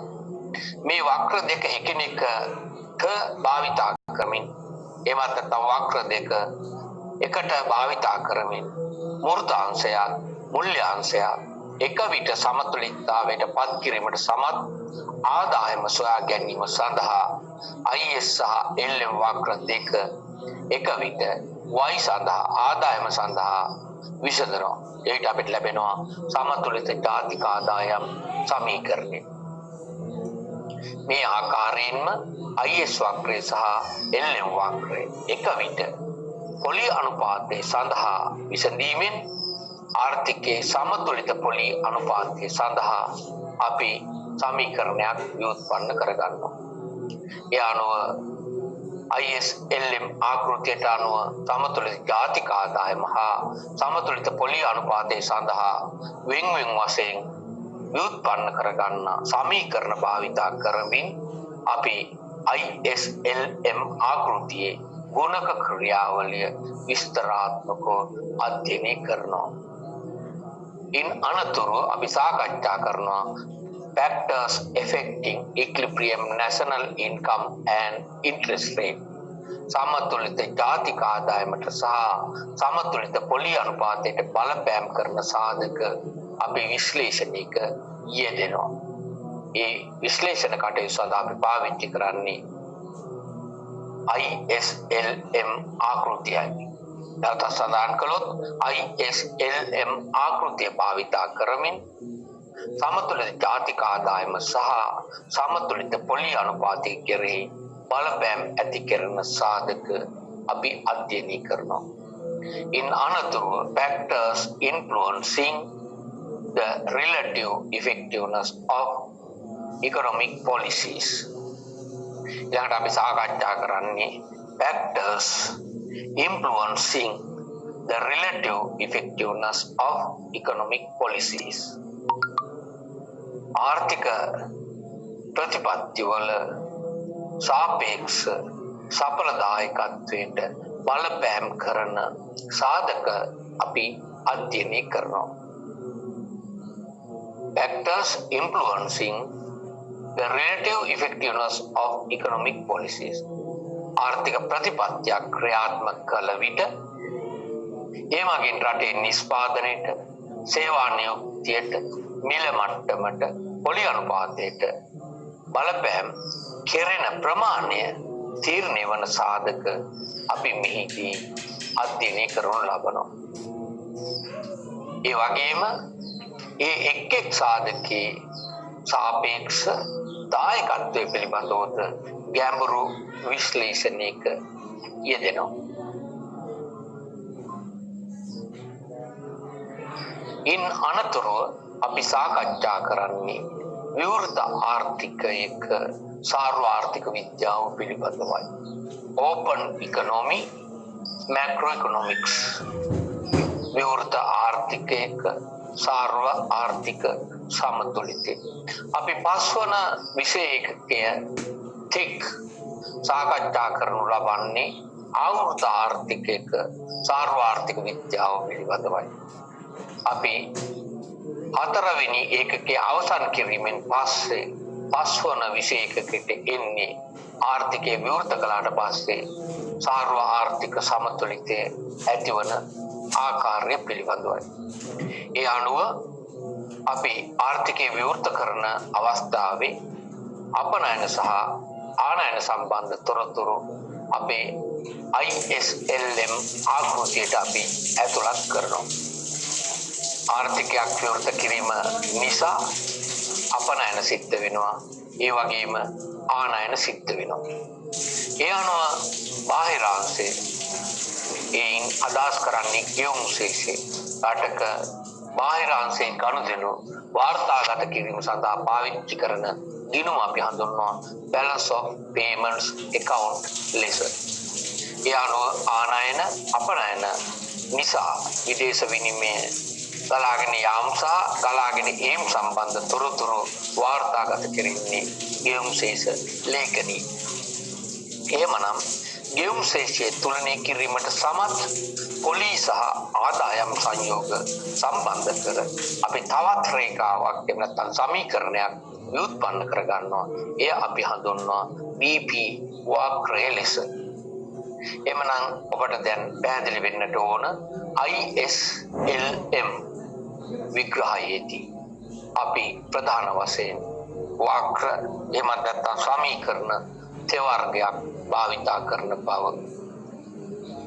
මුලින්ම IS වක්‍රය, ඉන් අනතුරුව LM වක්‍රය, ඊටත් පස්සේ අපි සාකච්ඡා කරනවා BP වක්‍රය පිළිබඳව. මේ වක්‍ර තුන පහසුවෙන් මතක තබා ගැනීම සඳහා මා නැවතත් ඔබට යම් පැහැදිලි කිරීමක් කරන්නම්. IS වක්‍රයෙන් පෙන්눔 කරන්නේ මූර්තාංශය සමතුලිතතාවයට පත් කිරීමට සමත් පොලි ආදායම් සංයෝගයන්ය. අපව සඳහන් කරනවා මූර්තාංශය සමතුලිතතාවයට පත් කිරීමට සමත් පොලි ආදායම් සංයෝග පෙන්눔 කිරීම සඳහා අපි IS වක්‍රය ව්‍යුත්පන්න කරනවා. එවන දැන් ඔබට IS වක්‍රය ගැන නැවතත් මතකේ අලුත් වෙන්නට ඇතැයි මා විශ්වාස කරනවා. ඒ වගේම LM වක්‍රය අපි අර්ථ දක්වන්නේ මුල්‍ය අංශය සමතුලිතතාවයට පත් කිරීමට සමත් පොලි ආදායම් සංයෝග පෙන්වන රේඛාව ලෙස. නැවතත් මා සඳහන් කරනවා LM වක්‍රයෙන් පෙන්눔 කෙරෙන්නේ මුල්‍ය අංශය සමතුලිතතාවයට පත් කිරීමට සමත් පොලි ආදායම් සංයෝග බව. අවසාන වශයෙන් මා ඔබට සඳහන් කරන්නේ BP වක්‍රය පිළිබඳවයි. BP වක්‍රයෙන් පෙන්වන්නේ බාහිරාංශය ගෙවුම් ශේෂය තුලනය කිරීමට සමත් පොලි ආදායම් සංයෝගයි. නැවත සඳහන් කරනවා ගෙවුම් ශේෂ රේඛාවෙන් එමත් නැත්නම් ගෙවුම් ශේෂ සමීකරණයෙන් පෙන්눔 කරනු ලබන්නේ ගෙවුම් ශේෂය එහෙම නැත්නම් බාහිරාංශය සමතුලිතතාවයට පත් කිරීමට සමත් පොලි ආදායම් සංයෝගයක්. එහෙනම් දැන් ඔබට හොඳින් අවබෝධ වෙන්නට ඕන IS වක්‍රයෙන් පෙන්වන්නේ මූර්තාංශය සමතුලිතතාවයට පත් කිරීමට සමත් පොලි ආදායම්. LM වක්‍රයෙන් පෙන්වන්නේ මුල්‍ය අංශය සමතුලිතතාවයට පත් කිරීමට සමත් පොලි ආදායම් සංයෝග. ඒ වගේම BP රේඛාවෙන් පෙන්වන්නේ බාහිරාංශයේ ගෙවුම් ශේෂය සමතුලිතතාවයට පත් කිරීමට සමත් පොලි ආදායම් සංයෝග. ඒ අනුව අපි මේ දක්වා සාකච්ඡා කළ ආවෘත ආර්ථිකයක ISLM ආකෘතියට අපි BP රේඛාව හඳුන්වා දී ආර්ථිකය විවෘත කිරීමට කටයුතු කරනවා. ඒ අනුව අපි විවෘත ආර්ථිකයක සමතුලිතය පිළිබඳව ඉන් අනතුරුව නැවතත් ගැඹුරු විශ්ලේෂණයකට යොමු වෙනවා. Equilibrium in the ISLM curve model. මේක කලිනුත් අපි සාකච්ඡා කළා. Equilibrium in the ISLM curve model කියලා. දැන් අපි කතා කරන්නේ equilibrium in the ISLM curve model කියලා කිව්වට අපි කතා කරන්නේ විවෘත ආර්ථිකයක ඕපන් ඉකොනොමි එකක ISLM ආකෘතිය ආශ්‍රයෙන් සමතුලිතය තීරණය වන ආකාරය පිළිබඳවයි. IS වක්‍රයේද LM වක්‍රයේද BP වක්‍රයේද එක් ලක්ෂයකදී ගමන් කරනවා. ඒ ලක්ෂයේදී තීරණය වන ආදායම වෘතාංශයත් මුල්‍යාංශයත් බාහිරාංශයත් එක විට සමතුලිතතාවයට පත් කිරීමට සමත් වෙනවා. ඒ වගේම මේ රේඛා තුන එකිනෙක හරහා ගමන් කරන විට තීරණය වන පොලි අනුපාතය දායක වෙනවා මේ අංශ තුනම එක විට සමතුලිතතාවයට පත් කිරීම සඳහා. ඊළඟට අපි අවධානයට යොමු කරන්නේ විවෘත ආර්ථිකයක ආර්ථික ප්‍රතිපත්තිවල බලපෑම පිළිබඳව. Economic policies ආර්ථික ප්‍රතිපත්ති ආර්ථිකයේ විවෘත කිරීම සමග ආර්ථික ප්‍රතිපත්තිවල ක්‍රියාකාරීත්වයේ තීරණය වන්නේ ඒ ආර්ථිකය ස්ථාවර විදේශ විනිමය අනුපාත ක්‍රමයක් භාවිතා කරනවාද එසේ නැත්නම් නම්‍ය විදේශ විනිමය අනුපාතයක් ක්‍රියාත්මක කරනවාද යන්න මතයි. ඒ අනුව අපිට සිද්ධ වෙනවා ආර්ථික ප්‍රතිපත්ති පිළිබඳව වෙන් වශයෙන් සාකච්ඡා කරන්නට. අපි මුලින් සාකච්ඡා කරනවා ස්ථාවර විදේශ විනිමය අනුපාත ක්‍රමයක් ක්‍රියාත්මක වන විට ආර්ථික ප්‍රතිපත්තිවල බලපෑම පිළිබඳව. ඉන් අනතුරු අපි සාකච්ඡා කරනවා නම්‍ය විදේශ විනිමය අනුපාතිකයක් පවතින විට ආර්ථික ප්‍රතිපත්තිවල බලපෑම. ඔබ දන්නවා දේශීය මුදලේ විදේශීයගේ ඒව නැත්නම් විදේශීය මුදල් ලේඛකයක දේශීයගේ අපි හඳුන්වනවා විනිමය අනුපාතය ලෙස. ඩොලර් එකක් සමානයි රුපියල් 100ක් ලෙස සඳහන් කළොත් එයින් පෙන්වන්නේ විදේශ මුදල් ලේඛකයක දේශීයගේ. ඒ අනුව රුපියලකට ලබාගත හැකි ඩොලර් ප්‍රමාණයක් ප්‍රකාශ කළොත් එය හඳුන්වන්නේ දේශීය මුදලේ විදේශීයගේ ලෙස. මේ ක්‍රම දෙකම භාවිතා කරමින් විනිමය අනුපාතය ප්‍රකාශ කිරීමේ හැකියාව පවතිනවා. ඔබ උසස් පෙළදී ඒ පිළිබඳව විස්තරාත්මකව ගැඹුරින් අධ්‍යයනය කර තිබෙනවා. ඒ අනුව ස්ථාවර විදේශ විනිමය අනුපාතයක් යන්නේ අදහස් කරන්නේ යම් විනිමය අනුපාතයක් ප්‍රතිපත්ති සම්පාදකයන් තීරණය කිරීමෙන් පසු ඒ නොවෙනස්ව කාලයක් පවත්වාගෙන යාම අපි හඳුන්වනවා ස්ථාවර විනිමය අනුපාත ක්‍රමය ලෙස. එසේම විදේශ විනිමයට ඇති ඉල්ලුම හා විදේශ විනිමයට ඇති සැපයීම ආශ්‍රයෙන් විනිමය අනුපාතයේ තීරණය වන ආකාරය අපි හඳුන්වන්නේ නම්‍ය විදේශ විනිමය අනුපාත ක්‍රමය ලෙස. ශ්‍රී ලංකාව තුළ ඩොලර් වලට ඇති ඉල්ලුම සහ ශ්‍රී ලංකාව තුළ ඩොලර් වලට ඇති සැපයීම මත ශ්‍රී ලංකාවේ ඩොලර් සහ රුපියල් අතර විනිමය අනුපාතික තීරණය වීම උදාහරණයක් හැටියට දක්වන්නට පුළුවන්. මේ ආකාරයට ස්ථාවර විනිමය අනුපාත ක්‍රමයක් යටතේ ආර්ථික ප්‍රතිපත්තිවල බලපෑම සාකච්ඡා කිරීමෙන් පස්සේ අපි නම්‍ය විනිමය අනුපාත ක්‍රමයක් යටතේ ආර්ථික ප්‍රතිපත්තිවල බලපෑම සාකච්ඡා කරනවා. Economic policies with flexible exchange rate. Economic policies with flexible exchange rate. නම්‍ය විනිමය අනුපාත ක්‍රමයක් යටතේ ආර්ථික ප්‍රතිපත්තිවල බලපෑම. ඔබ මෙහිදී තීරුම් ගත යුතු වැදගත් කාරණේ තමයි ආර්ථික ක්‍රමය ක්‍රියාත්මක කරන විනිමය අනුපාත ක්‍රමයේ මත ආර්ථික ප්‍රතිපත්තිවල බලපෑම සඵලදායකත්වයේ එකිනෙකට වෙනස් වන බව. ඒ අනුව අපි සාකච්ඡා කරනවා policy effectiveness of an open economy. විවෘත ආර්ථිකයක ආර්ථික ප්‍රතිපත්තිවල සඵලදායකත්වය අපි මිනුම් කරනවා. ඔබ දන්නවා මෙහිදී අපි මූලික වශයෙන් අවධානය යොමු කරනවා මුල්‍ය ප්‍රතිපත්ති වලට සහ රාජ්‍ය මුල්‍ය ප්‍රතිපත්ති වලට. මුල්‍ය ප්‍රතිපත්ති ක්‍රියාත්මක කරන ප්‍රධාන උපකරණ දෙක වන්නේ මුදල් සැපීම සහ පොලි අනුපාතය. රාජ්‍ය මුල්‍ය ප්‍රතිපත්ති ක්‍රියාත්මක කිරීමේ ප්‍රධාන උපකරණ දෙක වන්නේ රජයේ වියදම් සහ රජයේ බදු හැසිරවීමයි. ඒ අනුව එක් ආර්ථික ප්‍රතිපත්තිය මත රටේ නිෂ්පාදනය කරන බලපෑමේ ප්‍රමාණය සැලකිල්ලට අරගෙන අපි ආර්ථික ප්‍රතිපත්තියක් සඵලදායීද ඉෆෙක්ටිව්ද එහෙම නැත්නම් සඵලදායී වෙන්නේ නැද්ද ඉන්ඉෆෙක්ටිව්ද යන්න මිනුම් කරනවා. ඒ අනුව වඩා සඵලදායී ආර්ථික ප්‍රතිපත්ති ගැන ගැඹුරු විශ්ලේෂණයක යෙදෙනවා මේ විෂය ඒකකයේ යටතේ policy effectiveness of an open economy. ඊළඟට අපි යොමු වෙන්නේ 6 වන විෂය ඒකකයේ පිළිබඳව inflation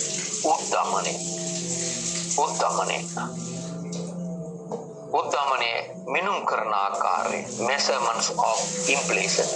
අපි උද්දමනය මිනුම් කිරීම සඳහා විවිධ ක්‍රමවේද පාවිච්චි කරනවා.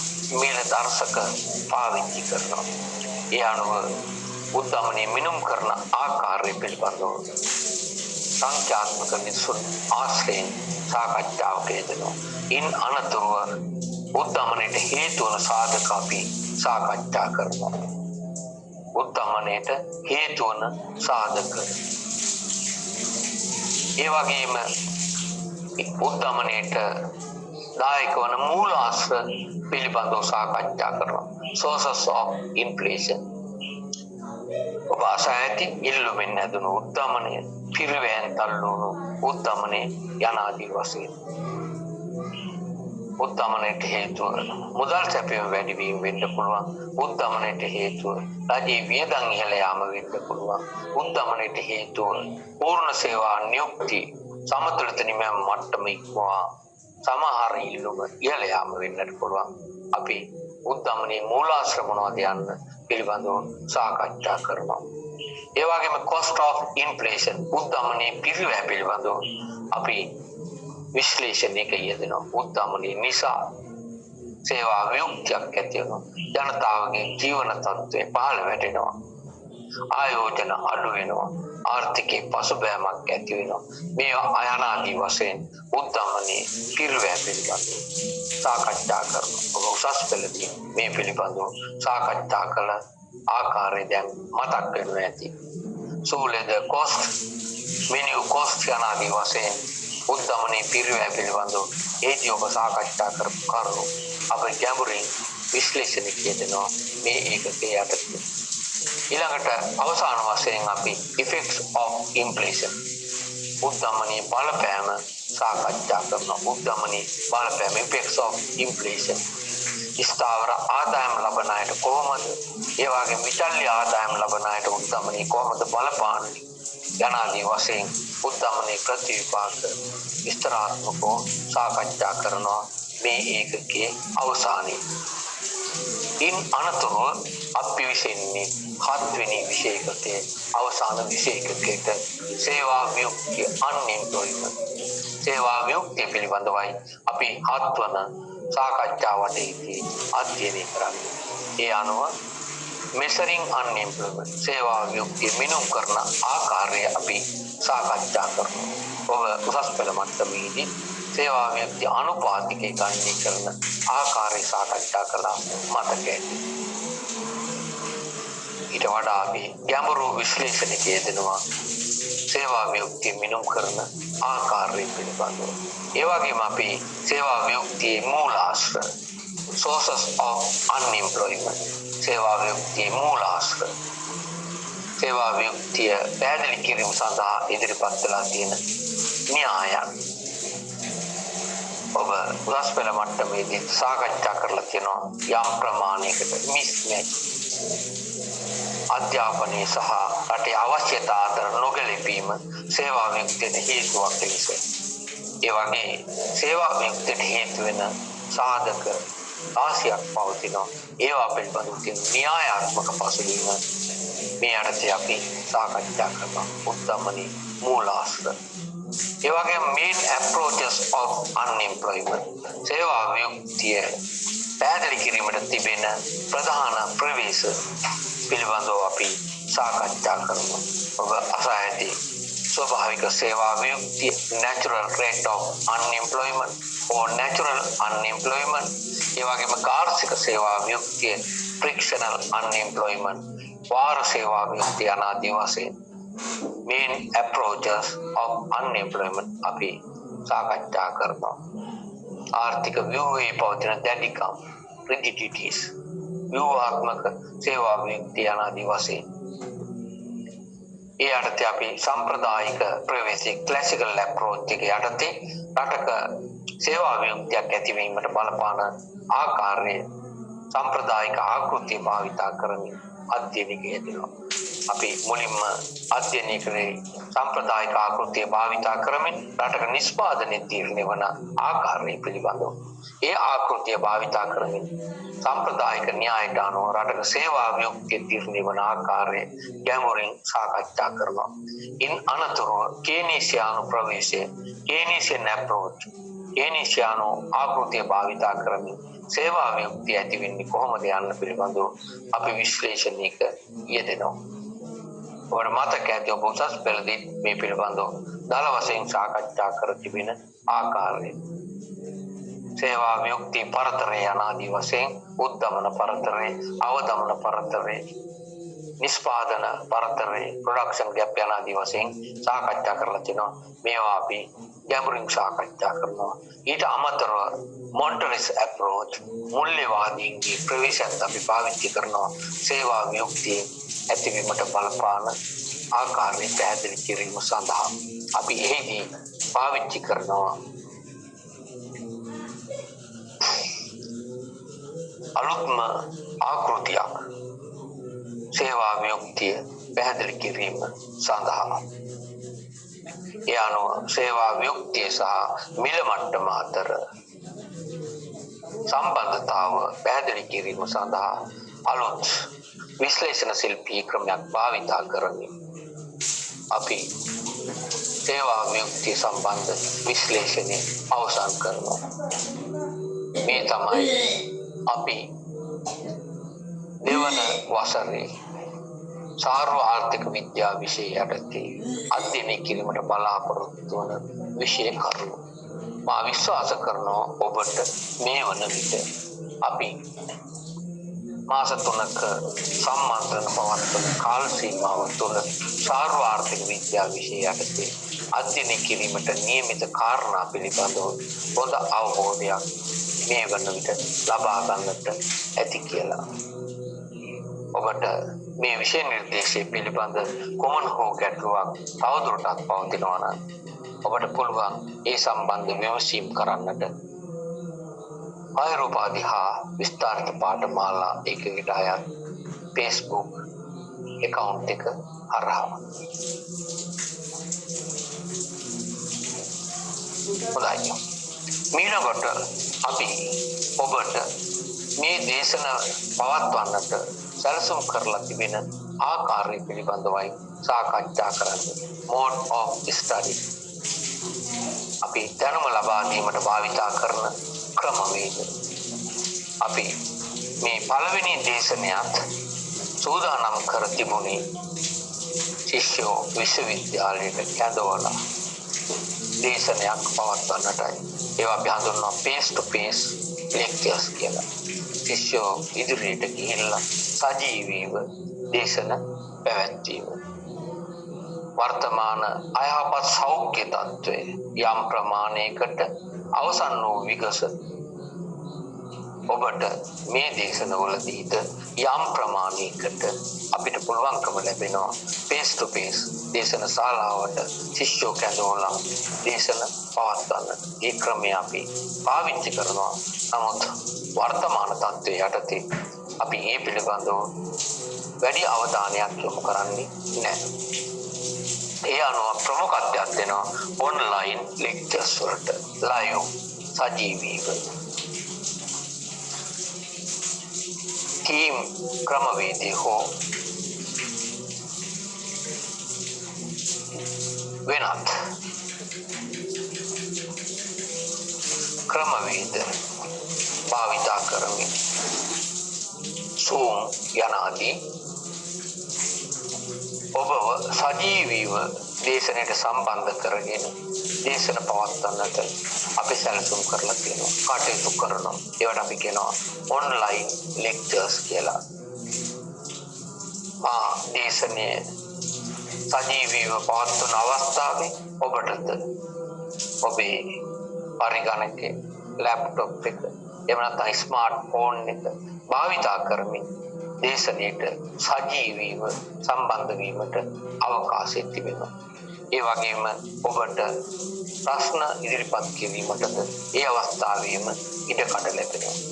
ඒ අනුව ඔබේ ප්‍රශ්න වලට මා ඒ අවස්ථාවේදීම පිළිතුරු සැපීමට කටයුතු කරනවා. ඒ අනුව අපි ඔන්ලයින් ලෙක්චර්ස් කරන්නට කටයුතු කරනවා. ඒ වගේම ඔෆ්ලයින් ලෙක්චර්ස් lectures දෙකක් තියෙනවා. එකක් online අනිත් එක offline lectures. දේශනයක් සජීවීව සිදු කර ඒ වීඩියෝ ගත කර වීඩියෝ අපි අප්ලෝඩ් කරනවා LMS එකට. එහෙම නැත්නම් YouTube එකට. ඒ ඔබට ඩවුන්ලෝඩ් කරගෙන පරිශීලනය කිරීමේ හැකියාව පවතිනවා. ඒ අනුව ඔබ මේ සාකච්ඡාවටද සහභාගී වෙන්නේ ඔෆ්ලයින් ක්‍රමයක. වීඩියෝ පටමාර්ගයෙන් අධ්‍යයන කටයුතු වල නියුක්ත වීම. ඔබට මේ දේශනවලට සජීවීව ඒ අවස්ථාවේම සම්බන්ධ වීමට තිබෙන හැකියාව පිළිබඳව තොරතුරු ලබා ගැනීමෙන් පසු ඔන්ලයින් ලෙක්චර්ස් වලට මා යොමු වෙනවා. එතෙක් අපි යොමු වෙන්නේ ඔෆ්ලයින් ලෙක්චර්ස් වලට.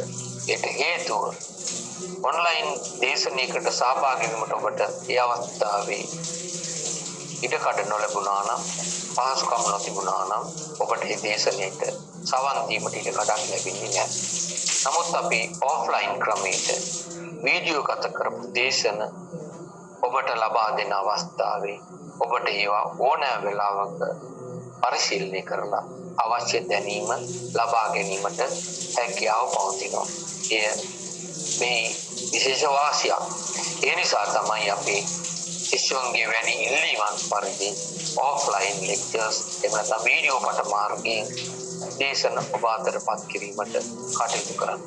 ඊට අමතරව සෙමිනාර්ස් ක්‍රමයට ඒ වගේම course manuals ආධාරයෙන් ඒ වගේම workshop assignments ඒ වගේම handouts ලබා දීමෙන් ඔබට අධ්‍යාපනයට අවශ්‍ය උපකාර කරන්නට අපි කටයුතු කරනවා. ඒ වගේම ඔබේ කාර්යය වෙන්නට ඕන සොයන්ව අධ්‍යයන කටයුතු වල නියුක්ත වී self study. ඒ අනුව mode of study නැවතත් මා සඳහන් කරන්නම්. lectures, online lectures, offline lectures, seminars, course manuals, workshop, assignments, handouts ධනාගෙන් සමන්විත වෙනවා. ඒවා සොයන්ව අධ්‍යයනය කිරීමෙන් ඒ වගේම අපි ඔබට ඉදිරිපත් කරන නිර්දිෂ්ඨ ග්‍රන්ථ recommended reading books භාවිතා කිරීමෙන් ඔබට මේ විෂය එකකේ සඳහා අවශ්‍ය දැනුම ලබා ගැනීමට හැකියාව පවතිනවා. ඊළඟට මා ඔබේ අවධානයට යොමු කරන්නේ recommended reading සම්බන්ධවයි. recommended readings නිර්දිෂ්ඨ ග්‍රන්ථ ඒ අනුව මහාචාර්ය ඊදාරත්න මහතා රචනා කළ සාර්වාර්ථික විද්‍යාව කෘතිය ඔබට පරිශීලනය කරන්නට පුළුවන්. මේ කෘතිය සිංහලෙන් සකස් කරන ලද ග්‍රන්ථයක්. ඒ වගේම මහාචාර්ය ඊදාරත්න මහතා විසින් රචනා කර ඇති ජාතික ආදායම න්‍යාය ගැටලු විසඳුම් යන කෘතිය ඔබට පාවිච්චි කරන්නට පුළුවන්. ජාතික ආදායම සම්බන්ධ න්‍යායාත්මක දැනුම ලබා දීමෙන් පසු සකස් කරන ලද ගැටලු සහ ඒ ගැටලු වලට අවශ්‍ය විසඳුම් ලබා දීම සඳහා මේ කෘතිය පළ කර තිබෙනවා. සාර්වාර්ථික විද්‍යා විෂයේදී වැඩි අවධානයක් රටක ජාතික ආදායම කෙරෙහි යොමු වන නිසා මේ කෘතිය පරිශීලනය කිරීමෙන්ද ඔබට සාර්වාර්ථික විද්‍යා විෂයට අවශ්‍ය දැනුම ලබා ගැනීමට හැකියාව පවතිනවා. ඊට අමතරව අපි ප්‍රධාන කෘතියක් හැටියට පාවිච්චි කරනවා ඩෝන් බුෂ් ආර් 1997 රචනා කරපු මැක්‍රෝ ඉකොනොමික්ස් 6 වන සංස්කරණය 6th edition macro scale book company New York තමයි මේ පොත ප්‍රකාශයට පත් කරලා තියෙන්නේ. ඩෝන් බුෂ් ආර් 1997 ප්‍රකාශයට පත් කළ සාර්වාර්ථික විද්‍යාවේ 6 වන සංස්කරණය තමයි අපි මේ සඳහා නිර්දේශ කරලා තියෙන්නේ. Macro scale book company New York. ඊට අමතරව ප්‍රොයන් ආර්ටි යාස් අටහි රචනා කරපු මැක්‍රෝ ඉකොනොමික්ස් 9th edition 9 වෙනි සංස්කරණය මැක්මිලන් පබ්ලිෂිං කම්පැනි නිව්යෝක්. ප්‍රොයන් ආර්ටි රචනා කරපු මැක්‍රෝ ඉකොනොමික්ස් මේ කෘතියත් ඉතාම වැදගත් ඔබට අවශ්‍ය දැනුම ලබා ගැනීම සඳහා. ඊට අමතරව සැමුවෙල්සන් PA and Nordhaus WD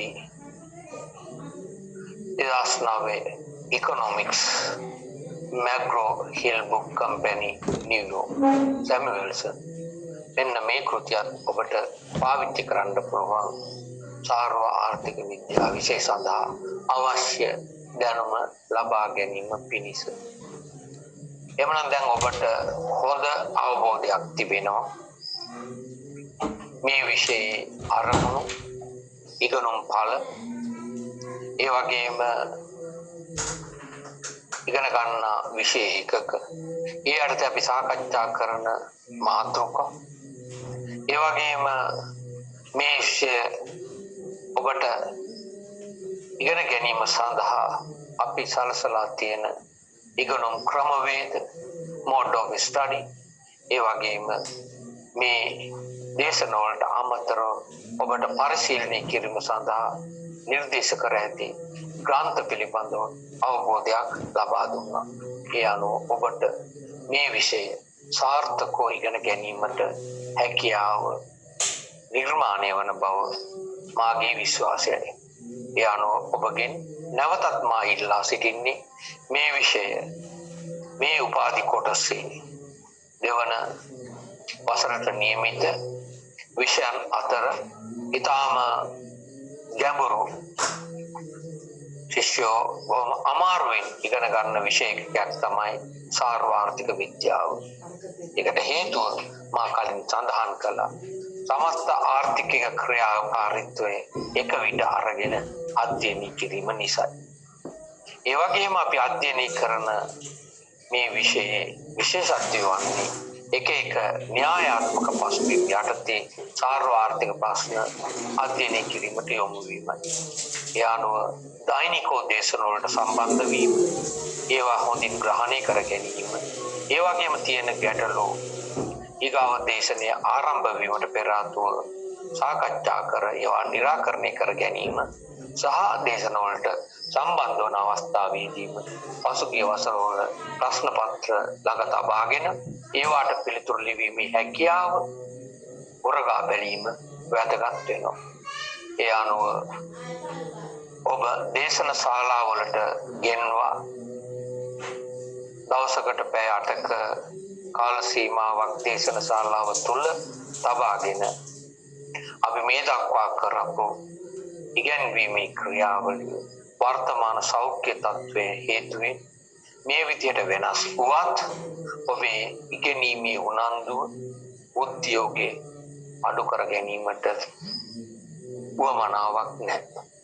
ඒ වගේම ඕන වෙලාවක මේ දේශන පරිශීලනය කිරීමේ හැකියාවක් පවතිනවා යනුවෙන් හිතාගෙන ඒවා විභාගයේ කිට්ටු වන විට පරිශීලනය කිරීමට යාමෙන් ඔබ ගැටලු සාගත තත්ත්වයන්ට මුහුණ දෙනවා. එබැවින් සතිපතා සති අන්තයේ ඔබට අපි ඉදිරිපත් කරන දේශන ඒ සති අන්තවලම පරිශීලනය කර අවශ්‍ය දැනුම ලබා ගැනීමට කටයුතු කරන මෙන් කරුණාවෙන් ඉල්ලා සිටිනවා.